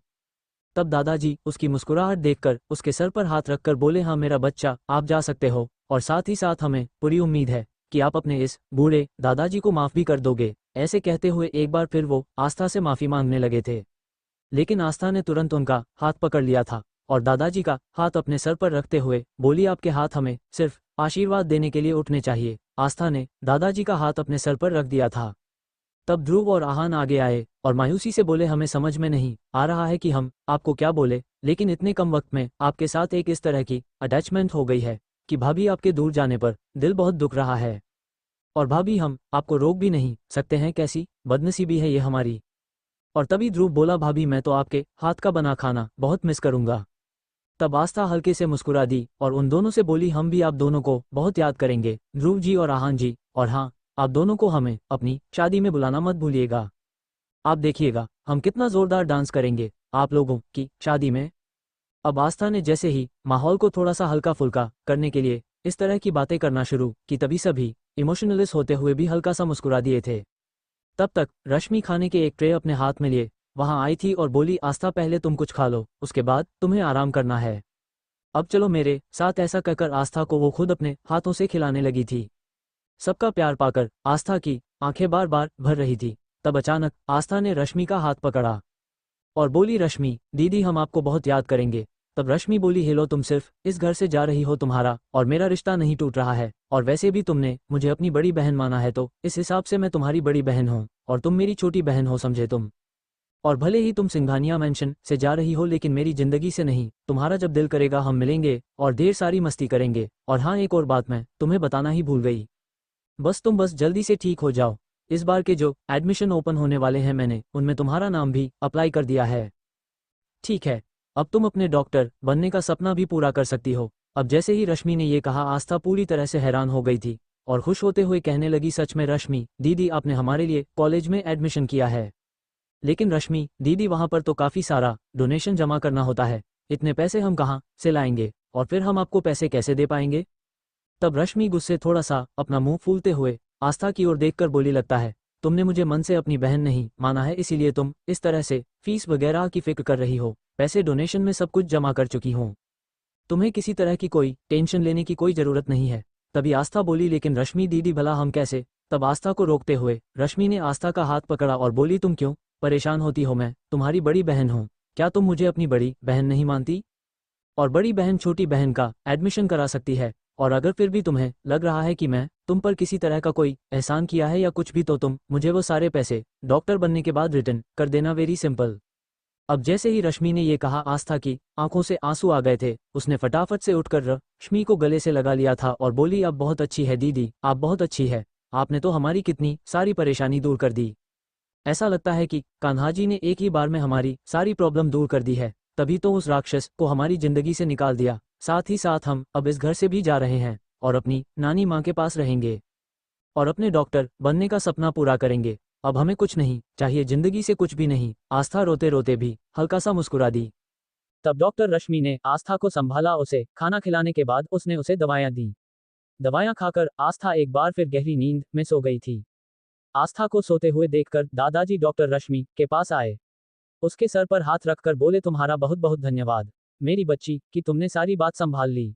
हम अच्छी तरह से जानते थे कि आस्था हमसे किसी तरह का कोई फेवर नहीं लेगी, लेकिन तुमने जिस तरह से आस्था के एडमिशन की बातें उसे बताई हैं, हमें बहुत अच्छा लगा, और आस्था को इस बात का भी शक नहीं हुआ कि उसका एडमिशन हमने ही करवाया है। तब डॉक्टर रश्मि बोली, दादाजी अगर आप आस्था का एडमिशन भी नहीं करवाते तब भी मैं आस्था के लिए यही करने वाली थी। और डोंट वरी, आपको परेशान होने की कोई जरूरत नहीं है, मैं आस्था का ख्याल रखूंगी और साथ ही साथ उसकी पढ़ाई में भी हेल्प करूंगी। ऐसा बोलने के बाद रश्मि मुस्कुराती हुई बोली, अब मैं अपने कपड़े पैक करने के लिए जा रही हूँ, क्योंकि आस्था के जाने के बाद मैं भी सिंघानिया मेंशन छोड़ दूंगी। जैसे ही डॉक्टर रश्मि ने यह कहा, दादाजी का चेहरा एक बार फिर उतर गया था और वो बोले, हमने तो सोचा था कि हमारे घर में अब सिर्फ रौनक ही रौनक होगी, लेकिन अब तो पूरा का पूरा घर हमें काटने को दौड़ रहा है। हमने भी ठान लिया है, आप दोनों के जाने के बाद हम अपनी बाकी की जिंदगी अब अपने पुश्तैनी गांव में जाकर बिताएंगे। ऐसे कहकर दादाजी भी इमोशनल होते हुए वहां से चले गए थे। कहीं ना कहीं रश्मि को दादाजी के लिए बुरा लग रहा था, लेकिन वह भी वहां किस वजह से रहती, वो सिर्फ और सिर्फ आस्था के लिए वहां आई थी। और अब क्योंकि आस्था ही वहां से जा रही है, तो उसका वहां रुके रहने का कोई मतलब नहीं था, इसलिए डॉक्टर रश्मि ने भी वहां से जाने का डिसीजन ले लिया था और अब वो अपने बैग पैक करने लगे थी। वहीं दूसरी ओर सुमित और आकाश सीधा फार्म हाउस पर पहुंच चुके थे। आकाश को फोन पर किसी और का नहीं बल्कि अरमान यानी के डेविल किंग के बॉडीगार्ड टाइगर का फोन आया था। टाइगर एकदम लंबा चौड़ा तगड़ा आदमी, शक्ल में इतनी मासूम और हैंडो एसएम, लेकिन सीरत से एकदम भयानक और खतरनाक, और इतना खतरनाक कि डेविल किंग के इशारे पर खड़े खड़े वो आदमियों की जान ले लिया करता था, जिसे किसी तरह का कोई खौफ नहीं था। अकेला ही वह 100 लोगों पर भारी था, एकदम बॉडी बिल्डर टाइप टाइगर उस वक्त वहां मौजूद था। अगर आप लोगों फाइट्स वगैरह देखते हो, उन्हीं में से एक फाइटर है रोमन रेंज, उसी टाइप का था टाइगर, लंबे बाल और एकदम रोमन रेंज जैसा लुक, उसका बड़ा ही डेंजरस था टाइगर, जो कि अरमान के इशारे पर किसी की जान ले भी सकता था और अपनी जान दे भी सकता था। अब सुमित और आकाश जैसे ही वहां गए, उनका सामना सीधा टाइगर से हुआ। उस वक्त टाइगर का चेहरा एकदम सपाट था, लेकिन उसकी आंखें बहुत कुछ बयां कर रही थी। तभी आकाश बोला, कहाँ है अरमान। तब टाइगर ने तहखाने की ओर इशारा कर दिया। टाइगर और सुमित और आकाश के ठीक पीछे पीछे वह भी पहुंच चुका था, क्योंकि अरमान को इस तरह से दर्द में देखकर टाइगर आग बबूला हो उठा था और उसने आकाश से कहा, आकाश ब्रो, इस वक्त मुझे बहुत प्यास लगी है, किंग की ऐसी हालत में देखा नहीं पा रहा हूं, और जब तक मेरी प्यास शांत नहीं होगी मेरे दिल को सुकून नहीं आएगा। टाइगर ने जैसे ही थोड़े से डीप वॉइस में ये कहा, आकाश ने अपने सर पर हाथ मार लिया था। वो समझ चुका था कि अगर टाइगर को प्यास लगी है तो ना जाने कितनों का खून पीकर उसे शांति मिलने वाली थी। तभी सुमित ने टाइगर को एक पर्चा थमा दिया और उससे बोला, इस एड्रेस पर जाओ, यहाँ तुम्हें पीने के लिए काफी खून मिलेगा। ऐसा बोलकर सुमित ने टाइगर को वहां से रवाना कर दिया था। सुमित ने जो एड्रेस दिया था वह एड्रेस किसी और का नहीं बल्कि शहर में एक जगह कितने ही छोटे छोटे मासूम बच्चों को बंधक बनाकर रखा हुआ था। वह गैंग बच्चों को मारपीट कर इतना ही नहीं, किसी बच्चे की टांगों को तोड़कर या उनके हाथों को तोड़कर, काटकर, आंखों को फोड़कर भीख मंगवाया करता थे। सुमित को रिसेंटली ही उसे गैंग के बारे में पता चला था। सुमित खुद जाकर उन लोगों को सबक सिखाना चाहता था, लेकिन दिन उसे हॉस्पिटल जाना पड़ गया था, तो इसीलिए वह वहां नहीं जा पाया और फिर घर में इतना कुछ हो गया कि उसे मौका नहीं मिला। लेकिन आज जब टाइगर ने प्यास की बात बोली तब सुमित ने उसके हाथ में उस जगह का एड्रेस थमा दिया जिसकी पूरी डिटेल्स उस पेपर्स में थी। तब टाइगर तिरछा सा मुस्कुराता हुआ पेपर लेकर एक सर्द भरी नजर अरमान सिंघानिया पर डालता हुआ वहां से चला गया था। उस वक्त अरमान का पूरा शरीर पट्टियों से ढका हुआ था। उसने अपने आप को हद से ज्यादा हर्ट किया था। अरमान को इस कदर तकलीफ में देखकर और सुमित और आकाश दोनों ही काफी ज्यादा दर्द में थे, क्योंकि अरमान को इस तरह से भी नहीं देख सकते थे। तभी डॉक्टर की टीम वहां आई। आकाश ने उनसे अरमान की कंडीशन के बारे में पूछा कि अरमान को कब तक हो जाएगा। तब डॉक्टर ने साफ साफ बता दिया था कि इस बार बॉस ने अपने आप को कुछ ज्यादा ही हर्ट किया है, इसीलिए इन्हें होश में आने में कम से कम अभी 2 से 3 दिन का टाइम लगने वाला है। उसके बाद ये थोड़ा बहुत बेटर हो पाएंगे। डॉक्टर की बात सुनने के बाद आकाश ने डॉक्टर से बोल दिया कि वह उसका पूरा का पूरा ख्याल रखेगा। तभी सुमित बोला, तुम्हें अरमान के फिक्र करने की कोई जरूरत नहीं है, तुम जाओ और मेंशन के जो हालात है उन्हें संभालो, मैं हूँ यहाँ, मैं उसके पास ही रुकूंगा। ऐसे बोलकर सुमित ने आकाश को वहां से जाने को कन्वेंस कर दिया था। तब आकाश भी सुमित के कंधे पर हाथ रखता हुआ वहां से निकल गया। इस वक्त आकाश का दिल में पूरी तरह से तूफान मचा हुआ था। और फिर अचानक आकाश, जो कि उस वक्त एक गहरी सोच में था, उसने अपनी कार के ब्रेक मार दिए थे। उसने अपने आसपास अच्छी तरह से देखा। पूरी की पूरी सड़क उस वक्त सुनसान थी। तब आकाश ने कार का दरवाजा खोलकर बाहर निकला था और जोरों से चीखा। आकाश के दिल में एक अलग की तरह का तूफान बढ़ रहा था। बार बार उसे ये भी याद आ रहा था जिस तरह से वो रश्मि के करीब गया था। उसने उसे ऑइंटमेंट लगाने की कोशिश की थी, लेकिन रश्मि ने उसका हाथ झटक दिया था। आज आकाश को 3 साल पहले की वह बात याद आ गई थी। फ्लैशबैक। आकाश इसी तरह से ड्राइव करते हुए इमरजेंसी में कहीं जा रहा था। ठीक उसी वक्त उसकी कार के सामने स्कूटी पर एक लड़की टकरा गई थी। किसी लड़की के अचानक अपनी गाड़ी के सामने आ जाने पर आकाश का पारा काफी ज्यादा बढ़ चुका था। गुस्से से तमतमाते हुए वो अपनी गाड़ी से उतरा था, क्योंकि उसे तो ये लगा था कि कोई ना कोई लड़की जानबूझकर उसके सामने आई है, क्योंकि आकाश के साथ यह हमेशा होता रहता था। आकाश की परफेक्ट पर्सनैलिटी और उसके स्मार्टनेस को देखकर हर कोई लड़की हर दूसरे तीसरे दिन आकाश को प्रपोज कर दिया करती थी। तो आकाश, जिससे काफी ज्यादा चिड़चिड़ा सा हो गया था, अब किसी लड़की को अपने सामने देखकर आकाश को और भी गुस्सा आया था और उसने उसकी ओर देखकर उसे डांटना शुरू कर दिया था। वही डॉक्टर रश्मि कुछ देर तो आकाश को देखते रही, क्योंकि डॉक्टर रश्मि आकाश को हमेशा अपने सपनों में ही देखा करती थी। लेकिन अपनी आंखों के सामने आज आकाश को देखने के बाद डॉक्टर रश्मि बहुत ही ज्यादा खुश हो गई थी और बिना सोचे समझे पहले ही मुलाकात में उसने आकाश को जोरों से गले से लगा लिया था और उछलने लगी थी। अब डॉक्टर रश्मि का ऐसा चिपकू बर्ताव देखकर आकाश के माथे पर बल पड़ गए थे, क्योंकि उसे ऐसी चिपको लड़कियां बेहद नागवार लगती थी। उसे बहुत ज्यादा इस तरह की चिपको लड़कियों से चीड़ हुआ करते थी। लेकिन डॉक्टर रश्मि तो आकाश के साथ ऐसा बर्ताव कर रही थी मानो कि आकाश उसका जन्म जन्मों का साथी था और उसे बड़े दिनों के बाद मिला था। वो उसे इस तरह से बात कर रही थी, जबकि आकाश ने डॉक्टर रश्मि को उसे वक्त पहली बार देखा था। एकदम दुबली पतली सी लड़की, सिंपल सूट डाले हुए, लंबे गहरी घने बाल, छोटी छोटी सी नाक, बड़े प्यारे खूबसूरत से होंठ, साथ टमाटर जैसे एकदम लाल गाल जो उसकी खूबसूरती को और भी ज्यादा बढ़ा रहे थे, और एकदम बड़ी बड़ी झील सी आंखें। आकाश कितनी देर तक पहले तो आस्था को डॉक्टर रश्मि को ऑब्जर्व करता रहा था, लेकिन तभी अचानक डॉडो रश्मि ने आकाश को अपने सामने देखते ही आकाश से ढेर सारी बातें सुनना शुरू कर दिया था। अब आकाश डॉक्टर रश्मि की उटपटांग की बातें सुनकर पूरी तरह से हैरान था। एक तो वो इस बात से काफी ज्यादा चिढ़ा हुआ था कि इस लड़की ने पहली मुलाकात में ही उसे गले से लगा लिया, वो उसके गले ही पड़ गई और उसके बाद वह अपने उटपटांग की बातें करने लगी थी, जैसे कि आप कहाँ से आ रहे हैं, कहाँ थे तुम, मैंने तुम्हारा कितना इंतजार किया, कम से कम मुझे बता तो देते, तुम कहाँ गए थे। ऐसा बोलकर डॉक्टर रश्मि आकाश से ढेर सारे सवाल करने लगे थी। आकाश को देखते हैं फर्स्ट मीटिंग में ही रश्मि आकाश पर पूरी तरह से फिदा हो गई थी। तब आकाश उस लड़की की इस तरह की बातें सुनकर जोरों से चिल्लाकर बोला था, हाउ डेयर यू, तुम हो कौन, तुम्हारी हिम्मत कैसे हुई मुझसे इस तरह से सवाल करने की।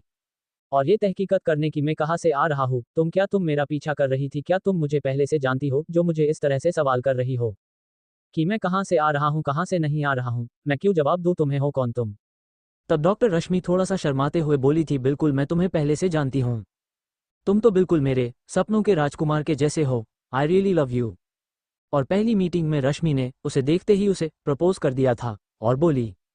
अब जैसे ही डॉक्टर रश्मि ने खड़े खड़े उसी के मुंह पर उसे आई लव यू बोला और उसे ये बोला कि वह उसके सपनों का राजकुमार है, आकाश तो पूरी तरह से शॉक्ड हो गया था। उसकी हिम्मत ही नहीं हुई कि आगे वह डॉक्टर रश्मि से किसी तरह का कोई सवाल कर सके और डॉक्टर रश्मि उसकी इस हालात का मजा लेते हुए जल्दी ही रश्मि मुस्कुराती हुई स्कूटी पर आकाश के सामने से ही निकल गई थी। और आकाश रश्मि की बातों में ही उलझ गया और रश्मि की बातों को नज़रअंदाज करके अपना सर झटकर लेकर वहां से निकल गया। बाद में फिर रश्मि से दूसरी मुलाकात उसी के अनाथ आश्रम में हुई। आकाश उसे वहां देखकर चौंक गया था। जब आकाश दादाजी के साथ अनाथ आश्रम में गया था वहीं पर रश्मि की उसकी दूसरी मुलाकात हुई थी। दादाजी रश्मि को अच्छी तरह से जानते थे, लेकिन आकाश पहली बार दादाजी के साथ वहां आया था। आकाश को दादाजी के साथ देखकर रश्मि बहुत खुश हो गई थी और जब उन्हें अकेले में थोड़ा सा टाइम मिला था तब रश्मि ने एक बार फिर आकाश को शर्माते हुए प्रपोज कर दिया था। आकाश का दिमाग पहले ही खराब हो रखा था जब रश्मि ने उसे बीच सड़क पर प्रपोज किया था। और अब अचानक से दादाजी के साथ आने पर रश्मि ने एक बार फिर उसे प्रपोज कर दिया। अब तो आकाश का सब्र का बांध टूट गया था, क्योंकि उसे इस तरह से चिपको लड़कियां बेहद जहर लगा करती थी। जो उसके आसपास भटकती रहती थी उसने रश्मि को भी उन लड़कियों में ही समझा था और जल्दी ही डॉक्टर रश्मि, जो कि उसे वक्त आकाश के साथ एक आश्रम के दूसरे छोर पर अकेली थी, मौका देखकर डॉक्टर रश्मि ने एक छोटा सा आकाश के गाल पर किस कर दिया था। लेकिन अब तो एंग्री यंग मैन आकाश का गुस्सा बढ़ चुका था और उसने रश्मि को अनाथ आश्रम की ही दीवार से सटा दिया था और उससे बोला, तुम्हारी हिम्मत कैसे हुई इस तरह से मुझे आई लव यू कहने की? हाँ, मुझे नफरत, लड़कियों से आगे से मेरे सामने आने की कोशिश मत करना। और तुमने आज जो यह मेरे साथ हरकत की है, आकाश ने अपने गाल की ओर इशारा करते हुए कहा था रश्मि ने जहां उसे किस किया था। तब आकाश ने बोला, मैं अच्छी तरह से तुम जैसे लड़कियों की इंटेंशन समझता हूँ। मेरी एक बात कान खोल कर सुनना, बार बार आई लव यू कहकर मेरे पीछे मत घूमना। आकाश ने सीधे और सपाट लहजे में रश्मि के प्रपोजल को रिजेक्ट कर दिया था। तब रश्मि रोते हुए बोली, आकाश तुम्हें हो क्या गया है? तुम अच्छी तरह से जानते हो कि मैं तुम्हें कब से प्यार करती हूँ। हम लोग 4th स्टैंडर्ड में थे, तब से मैं तुम्हें प्यार करती हूँ। फ्लैशबैक। असल में आकाश, अरमान, रश्मि साथ ही साथ आहान और ध्रुव एक ही स्कूल में पढ़ा करते थे। दादाजी ने रश्मि की पढ़ाई का जिम्मा बचपन से ही उठा रखा था और तब से रश्मि आकाश को पसंद करती थी। हालांकि जवान होने के बाद वह आकाश से बहुत कम ही मिली थी, लेकिन फिर भी उसने आकाश के बारे में पूरी डिटेल्स और पूरी जानकारी निकाल ली थी। आकाश के सभी फोटोज वह अपने साथ अपनी डायरी में जमा करके रखा करती थी। उसके बाद आकाश विदेश चला गया था और विदेश जाने के बाद रश्मि को आकाश पहली बार उस सड़क के बीचों बीच मिला था, तो इसीलिए वह खुद को रोक नहीं पाई थी। वह आकाश से मिलकर बहुत ही ज्यादा एक्साइटेड हो गई थी, क्योंकि आकाश उसके बचपन का प्यार था। बचपन से ही रश्मि उसे बेहद प्यार किया करते थे। फ्लैशबैक एंड, क्योंकि आकाश उसके बचपन का प्यार था और जब वह आकाश से पहले दिन स्कूटी से टकराई थी उसी वक्त उसने उसे आई लव यू बोल दिया था, क्योंकि उसे सब्र नहीं हुआ कि वह पहले आकाश के मन की बात तो जान ले, फिर बाद में उसे प्रपोज करें। आकाश रश्मि की बातें सुनकर इरिटेट हो चुका था जब रश्मि ने उसे बचपन वाली बातें बताई और उसे यह बताया कि वह बचपन से उसे प्यार करती है। तब आकाश को भी रश्मि याद आ गई थी। आकाश को भी अच्छी तरह से याद था जब वह क्लासरूम में बैठा करता था, एक दो चोटी वाली क्यूट सी लड़की हमेशा उस परेशान किया करती थी, लेकिन आकाश ने बचपन में भी उसे कभी भाव नहीं दिया था। अभी रश्मि को अपनी आंखों के सामने देखकर आकाश हैरान था, लेकिन उसने उसी दिन उसके सब मुंह पर साफ साफ उसके प्यार को इनकार कर दिया था और बोल दिया कि वह उससे प्यार नहीं करता है और वो आज के बाद उसके आसपास भी नजर नहीं आनी चाहिए। उस दिन के बाद से रश्मि का दिल पूरी तरह से टूट गया था, लेकिन उसने कसम खा ली थी कि अगर उसकी जिंदगी में उसका बचपन का प्यार नहीं तो वो और शादी नहीं करेंगी। इसीलिए उसने अपनी पूरी जिंदगी लोगों की सेवा में गुजारने का फैसला कर लिया था और एक बड़ी डॉक्टर बन बैठी थी। लेकिन जब उस दिन में हॉस्पिटल में उसने आकाश को देखा तब एक बार फिर उसका छुपा हुआ प्यार उमड़ आया था और उसमें आकाश को चाटा मार दिया था, क्योंकि कहीं ना कहीं उसे ये लगा था कि शायद आकाश आस्था का पति है। लेकिन सच्चाई जानने के बाद उसे अफसोस हुआ था, लेकिन आकाश के लिए उसकी मोहब्बत और गहरी हो गई थी। लेकिन जब बार बार आकाश ने रश्मि की मोहब्बत की बेइज्जती की तो अब रश्मि धीरे धीरे पीछे हटने लगी थी, क्योंकि उसे अब अपनी सेल्फ रेस्पेक्ट सबसे ज्यादा प्यारी थी। प्रेजेंट। वहीं आकाश का दिल अभी पूरी तरह से बेचैन था। उस वक्त सुनसान सड़क पर वो खुद के इमोशन पर कंट्रोल करने की कोशिश कर रहा था। जब से सुमित की जिंदगी में हादसा हुआ था तब से आकाश ने भी अपने दिल के दरवाज़ों को अच्छी तरह से बंद कर लिया था और उसने सोच लिया था कि वह भी कभी जिंदगी में शादी नहीं करेगा। वेल, अब आकाश अपने पिछले बीते दिनों के बारे में सोच ही रहा था, तभी अचानक पीछे से किसी की कार के हॉर्न की आवाज आई थी, क्योंकि आकाश की कार बीच रास्ते पर सड़क पर खड़ी थी। तब आकाश कार की आवाज़ सुनकर अपने ख्यालों से बाहर आया। तब भी आकाश को अपने सामने से कार नहीं हटाता हुआ देखकर उस गाड़ी में बैठी हुई है एक लड़की बड़े ही स्टाइल से चलते हुए आकाश के करीब आई। उस लड़की ने एक रेड कलर की शर्ट स्लीवलेस ड्रेस पहनी हुई थी, जिसमें वह हॉट और बड़ी खूबसूरत लग रही थी। उस लड़की ने आकाश के कंधे पर हाथ रखा था। अभी आकाश ने जैसे ही उस लड़की को देखा तो उसके चेहरे का रंग पूरी तरह से उड़ चुका था। लेकिन इससे पहले कि आकाश उसे कुछ बोलता, तभी उस लड़की के ठीक बराबर में आकर एक लंबा चौड़ा और हैंडसम सा आदमी खड़ा हो गया था। उस लड़की के कंधे पर हाथ रखकर बोला, अंडरस्कोर डार्लिंग, तुम्हें कार से निकलने की क्या जरूरत थी? मैं हूं ना, मैं बात करता हूं, तुम जाओ जाकर कार में बैठो। ऐसा कहकर उसने उस लड़की को कार में बैठने के लिए कह दिया था। लेकिन आकाश उस आदमी और उस लड़की दोनों को ही देखकर पूरी तरह से चौंक गया था। तब वह आदमी आकाश की ओर देखते हुए बोला, हे मिस्टर, यह बीच सड़क पर आपने कार खड़ी क्यों की है? हमें रास्ता दीजिए और अपनी कार हटाइए। ये बात उस आदमी ने बड़े ही पावरफुल वॉइस में आकाश को कार हटाने के लिए कहा था। तब आकाश ने बिना कोई सवाल किए जल्दी ही अपनी कार हटा ली थी और आकाश की कार के ठीक बराबर में से उस लड़की और लड़के की कार निकल गई थी और वह लड़की गहरी और इंटेंस नजरों से आकाश की ओर ही देख रही थी। आकाश सोचने लगा, ये लोग यहाँ, ऐसा कैसे हो सकता है? ये यहाँ क्या करने लिए आए हैं? अब ये लोगों क्या करने का इरादा है? इनका पता लगाना होगा।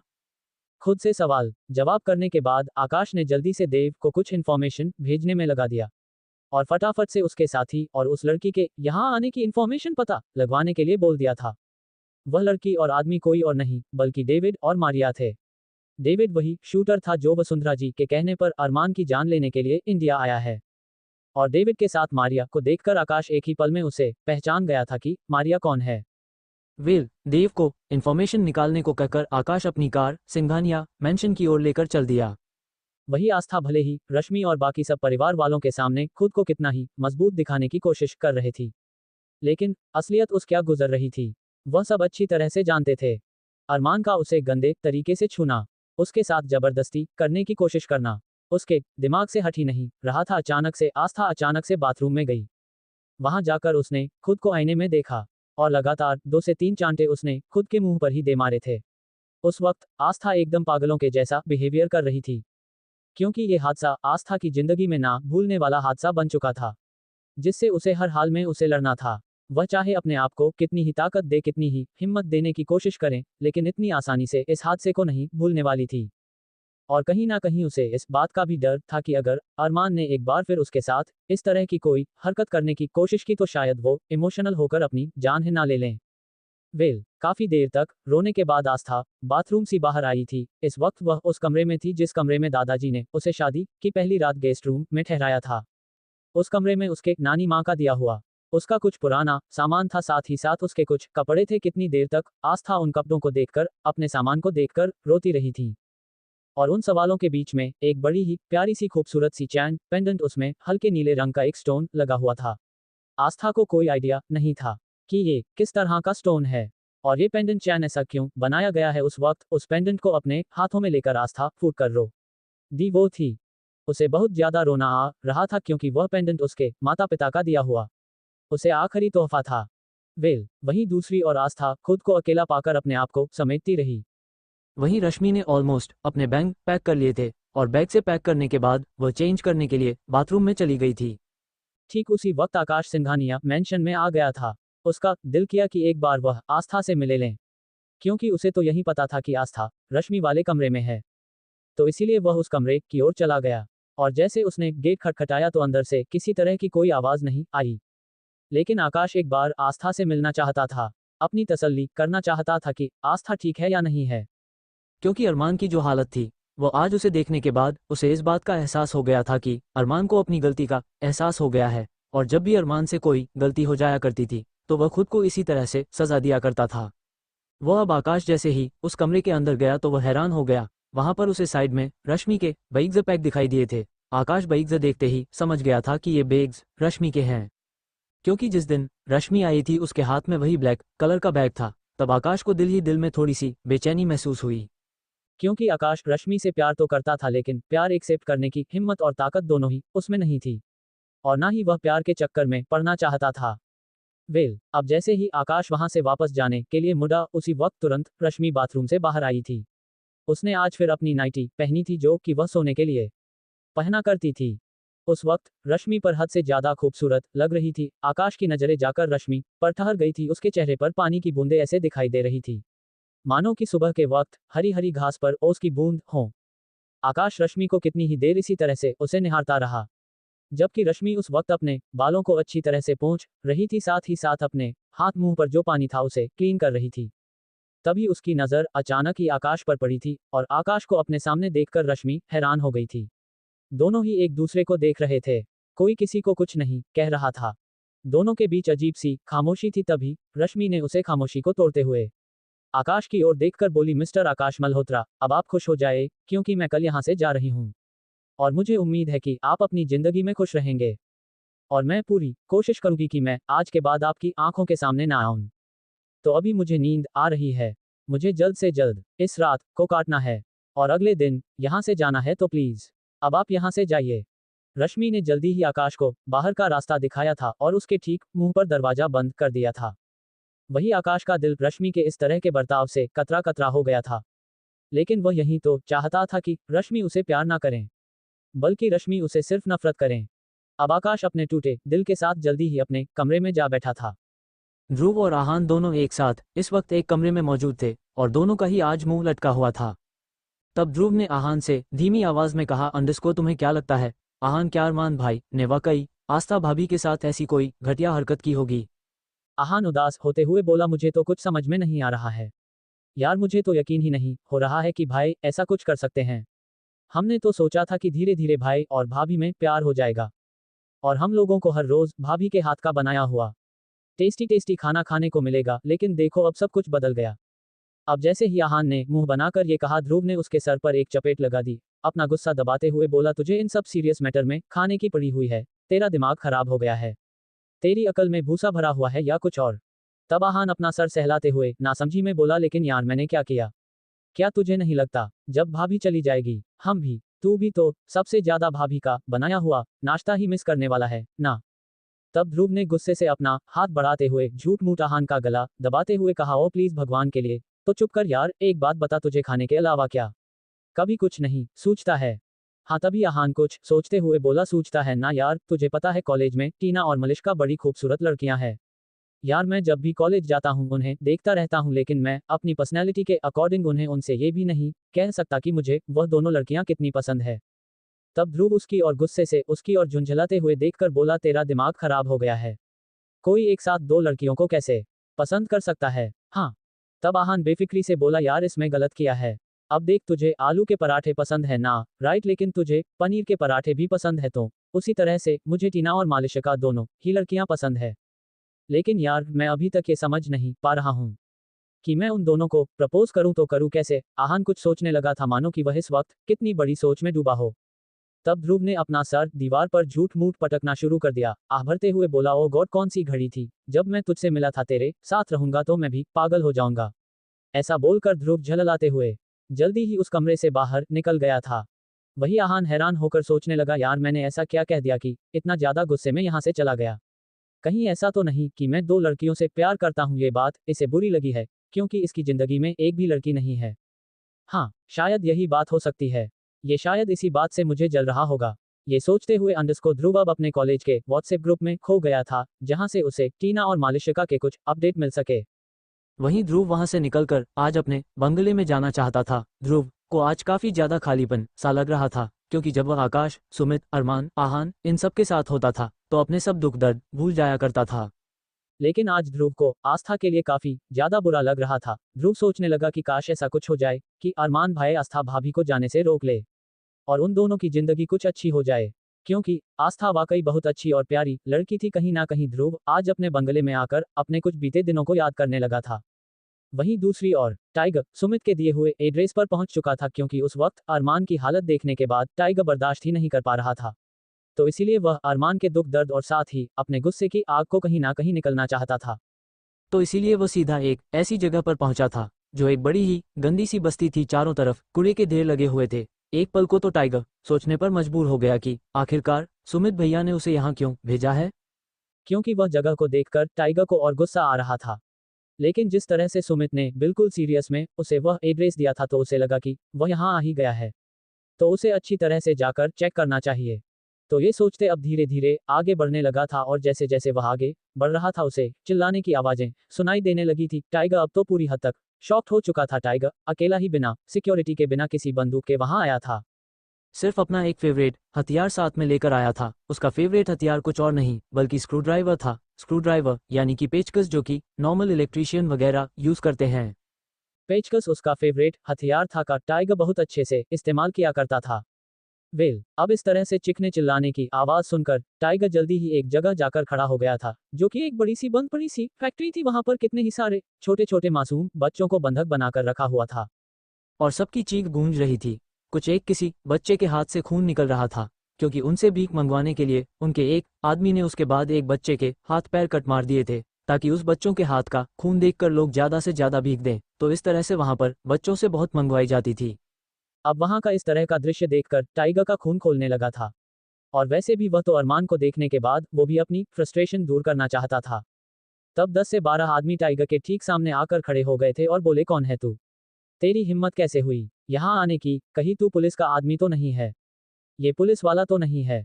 क्योंकि टाइगर का जिस्म, उसका शरीर, यह सब कुछ देखने के बाद बिल्कुल ऐसा ही लग रहा था, मानो कि वह कोई पुलिस वाला हो या फिर कोई बहुत बड़ा बॉडी बिल्डर हो। दोस्तों, जैसे कि मैं आप लोगों को बता चुकी हूँ, रोमन रेंस जो कि मेरा फेवरेट फाइट है, टाइगर बिल्कुल उसी के जैसा है। मैंने उसी के जैसा उसे अस्यूम किया है। आई होप आप लोग भी करेंगे। अब टाइगर ने उन सबको एक किलर सा लुक दिया था और उसके बाद जल्दी ही अपना फेवरेट हथियार उसने अपने हाथों में थाम लिया था। उन लोगों को तो ये लगा कि टाइगर बंदूक वगैरह लेकर आया होगा, लेकिन टाइगर के हाथ में एक छोटा सा पेंचकश देखकर वह सभी गुंडे दूसरे की शक्ल देखकर हंसने लगे और बोले, अंडर्स को तो यह मामूली सा पेचकश लेकर यहाँ हम सबको डराने के लिए आया है।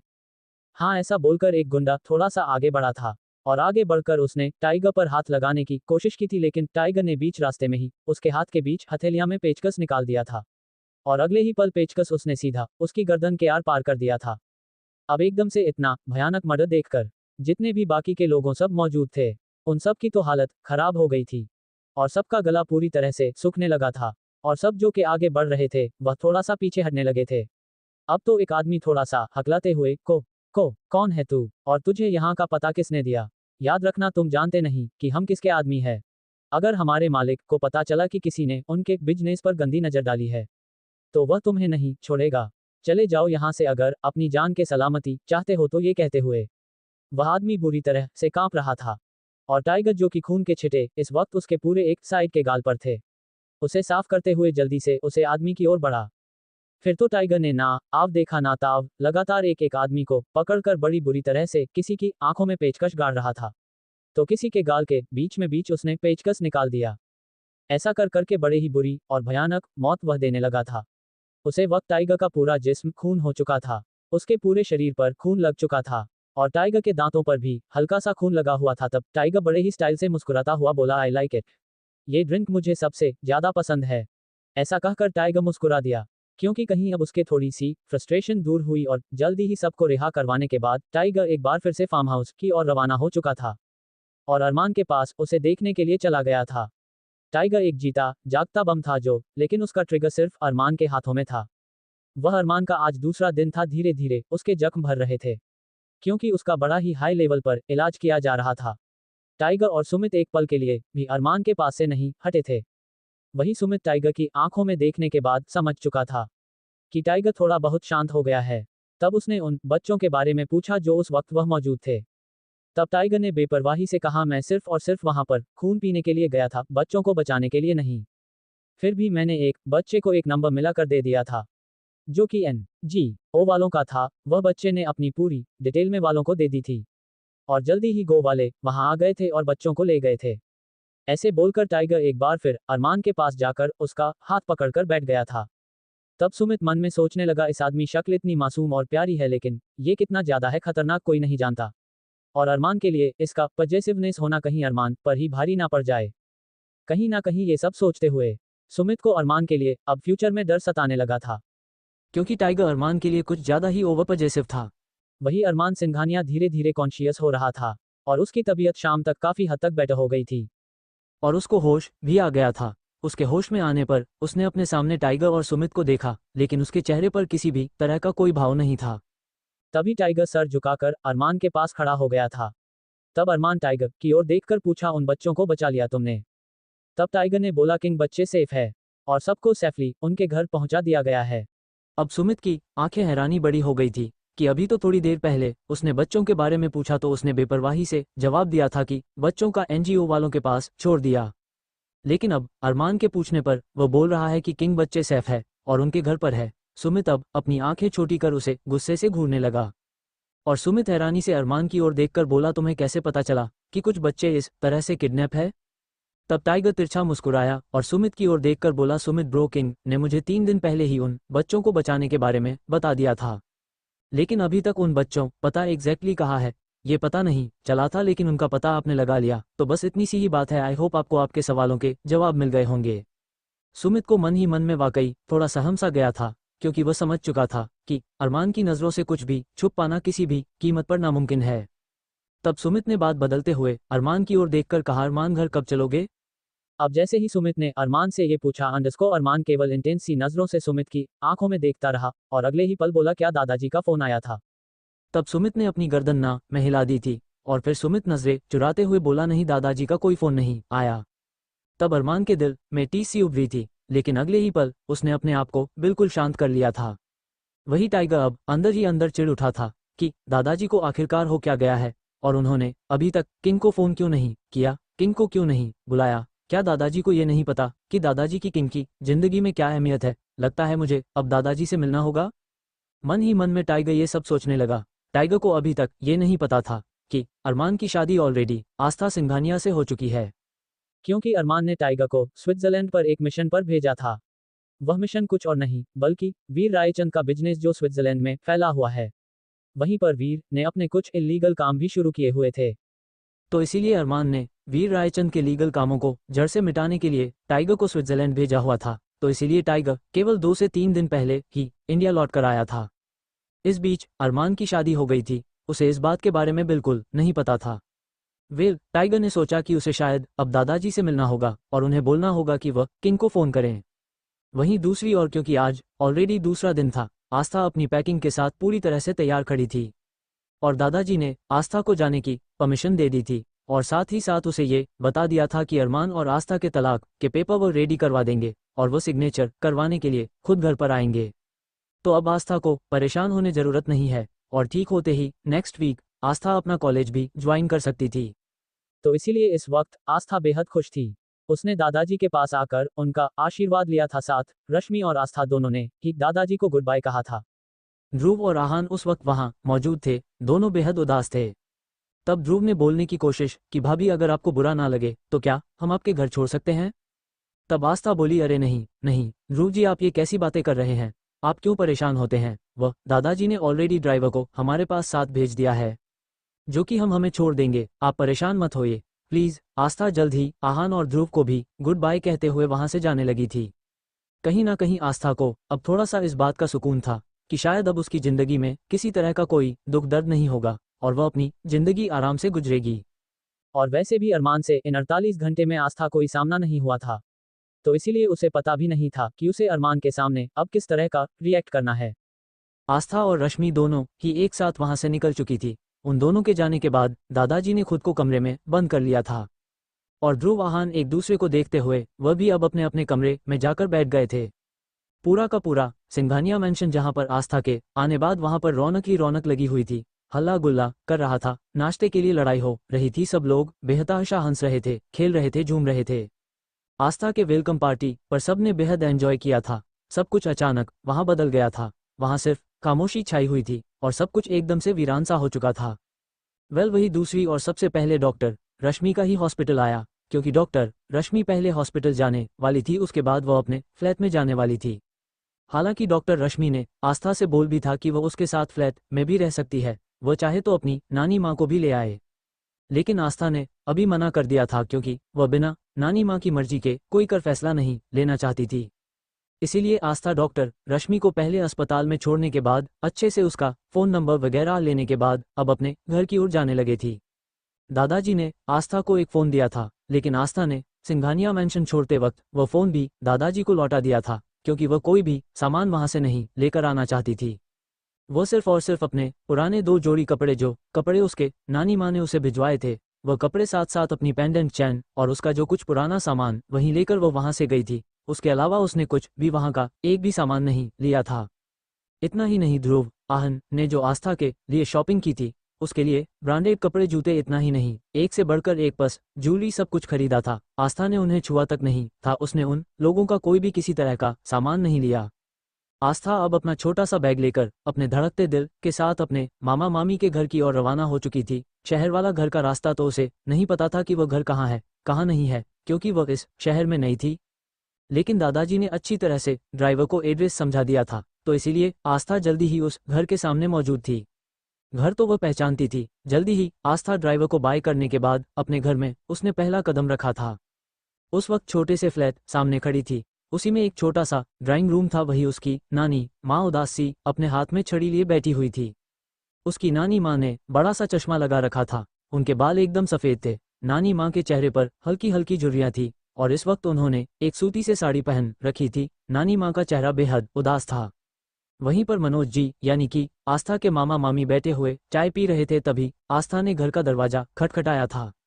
तब मनोज जी ने अपनी बेटी प्रियंका को आवाज़ दी थी, प्रियंका देखो बेटा, दरवाजे पर कौन है, देखो बेटा।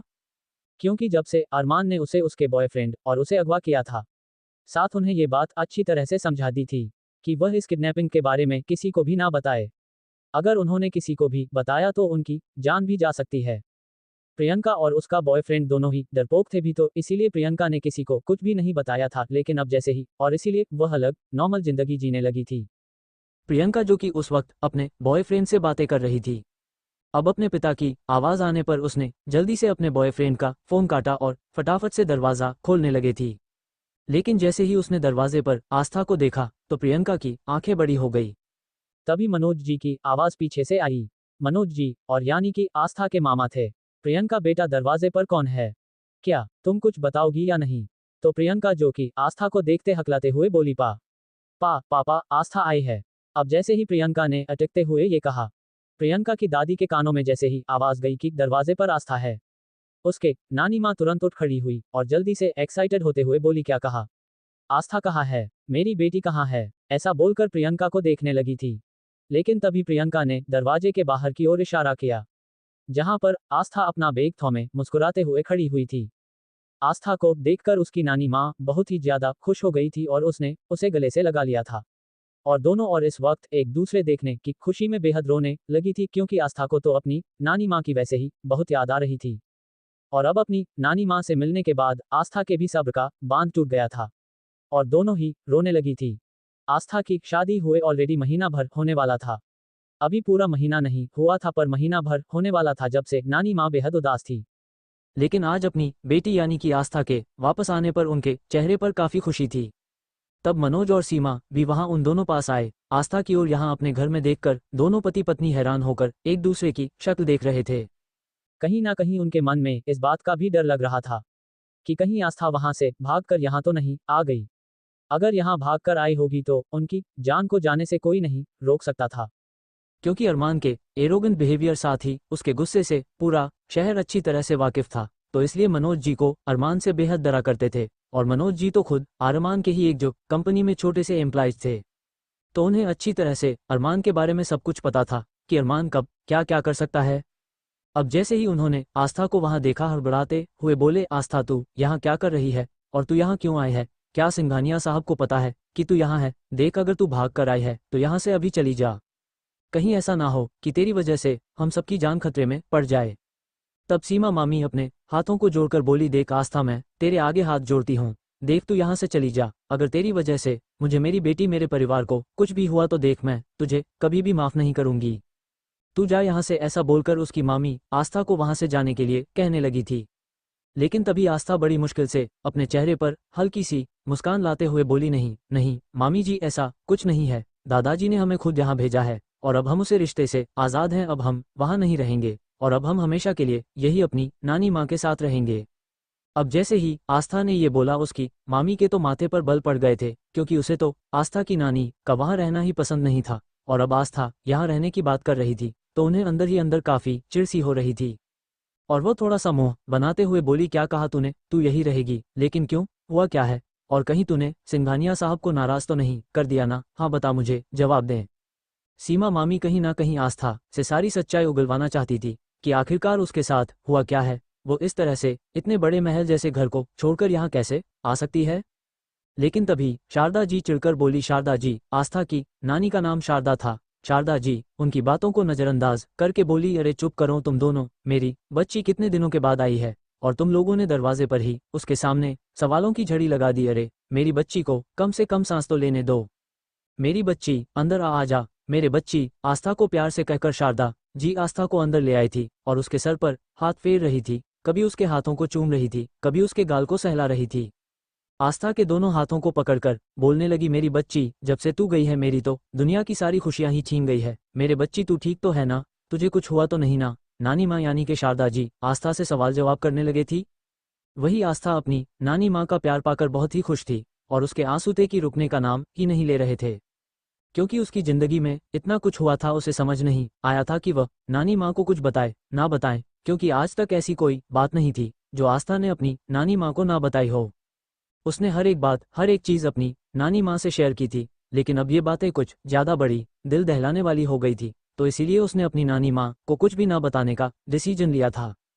और नजरें चुराते हुए बोली, नानी माँ हम बिल्कुल ठीक है, लेकिन हमें बहुत तेज भूख लगी है, क्या हमें कुछ खाने को मिल सकता है, क्योंकि आस्था ने ना तो दोपहर का वहां पर सिंघानिया मेंशन खाना खाया था और ना ही उसने शाम का खाना खाया था, वह इसी तरह से वहां से आ गई थी।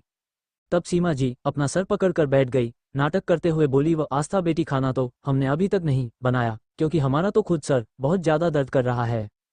तब मनोज जी बोले, हाँ बेटी, तेरी मामी की तबीयत तो अभी कुछ ठीक नहीं है, खाना नहीं बना है, लेकिन तू फिक्र मत कर, मैं बाहर से कुछ मंगा लेता हूँ। तब सीमा जी आंखें दिखाकर मनोज जी को बोलने लगी कि कोई जरूरत नहीं है इस लड़की के ऊपर एक भी पैसा खर्च करने की। तभी नानी माँ आस्था से बोली, बेटी तू बैठ, मैं अभी तेरी पसंद का खाना बनाकर लेकर आती हूँ। तब आस्था ने अपनी नानी माँ को पकड़कर बैठा दिया था और बोली, नहीं नहीं नानी माँ, हमारे रहते आप खाना बनाएंगी नहीं, बिल्कुल भी नहीं। ऐसा बोलकर अंडस को उसने नानी माँ को एक जगह बैठा दिया था। मुझे कुछ खाना होगा, हम बना लेंगे। हालांकि आस्था अभी प्रॉपर ठीक नहीं थी, काफी कमजोरी उसके शरीर में थी, लेकिन अभी फिलहाल उसे कुछ ना कुछ तो खाना ही था, क्योंकि उसको तो बहुत तेज से भूख लगी थी। और प्रियंका ने तो कभी किचन को देखा तक नहीं था, क्योंकि उसकी माँ प्रियंका से बेहद प्यार किया करती थी।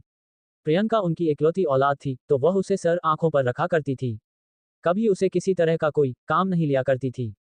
लेकिन अब प्रियंका को देखकर उन्होंने उसे उसके कमरे में आराम करने के लिए भेज दिया था और प्रियंका से बोली, प्रियंका बेटी, तेरी क्लासेस है ना, कल से जा तू जाकर आराम कर, क्योंकि उन्होंने प्रियंका का एडमिशन भी एक शहर के मशहूर मेडिकल कॉलेज में ही करवा दिया था। तो इस वजह से वह दोनों बहुत ही ज्यादा खुश थे, वह चाहते थे कि उनकी बेटी एंट्रेंस एग्जाम पास करे और उसके बाद उसका मेडिकल कॉलेज में एडमिशन कंफर्म हो जाएगा। तो इसीलिए वो बस जल्द से वो अपनी बेटी से कह रहे थे कि वह जाकर सिर्फ और सिर्फ अपनी पढ़ाई करें, क्योंकि नेक्स्ट वीक उसका एंट्रेंस एग्जाम होगा, उसके बाद उसका बड़े से कॉलेज में एडमिशन हो जाएगा। कहीं ना कहीं ये बात उन्होंने आस्था को जताते हुए कहा, क्योंकि वह जानते थे कि आस्था का एकलौता सपना है डॉक्टर बनने का। लेकिन फिलहाल सीमा जी बोली, अच्छा बेटी, अगर तू कुछ बना ही रही है आस्था बेटी, तू अपने मामा और अपने बड़ी बहन प्रियंका और दादी माँ के लिए भी खाना बना लेना, चाहे मेरे लिए कुछ मत बनाना, मैं अपने लिए कुछ ना कुछ बाद में बना लूंगी। ऐसा बोलते हुए वह आराम करने के लिए अपने कमरे में जाने लगी। तब आस्था झट से बोली, नहीं नहीं मामी जी, आप फिक्र मत कीजिए, आप आराम से जाइए, अपनी तबीयत का ख्याल रखें, हम खाना सबके लिए बना देंगे। तब सीमा जी मन में मुस्कुराई कि चलो उन्हें फ्री की नौकरानी मिल गई है। खाना बनाने के लिए उन्होंने एक बार भी आस्था की तबीयत के बारे में या आस्था के साथ वहाँ क्या हुआ है कुछ भी जानने की कोशिश नहीं की थी, क्योंकि उन्हें तो बस अपनी उस मुसीबत से निकलना था जिस वक्त उनकी बेटी शादी के मंडप से भाग गई थी। तो उन्हें तो बस अपनी उस वक्त जान बचानी थी, इसीलिए उन्होंने आस्था को बलि का बकरा बनाया था। लेकिन अब आस्था क्योंकि आ गई है और उसने खुद बताया कि दादाजी ने खुद उसे भेज दिया है, तब वह उन्हें भी लगा कि शायद वैसे भी गरीब घर की लड़की को वह कब तक अपने घर पर रखते, और ये शादी वह सिर्फ और सिर्फ लोगों को दिखाने के लिए उन्होंने की थी।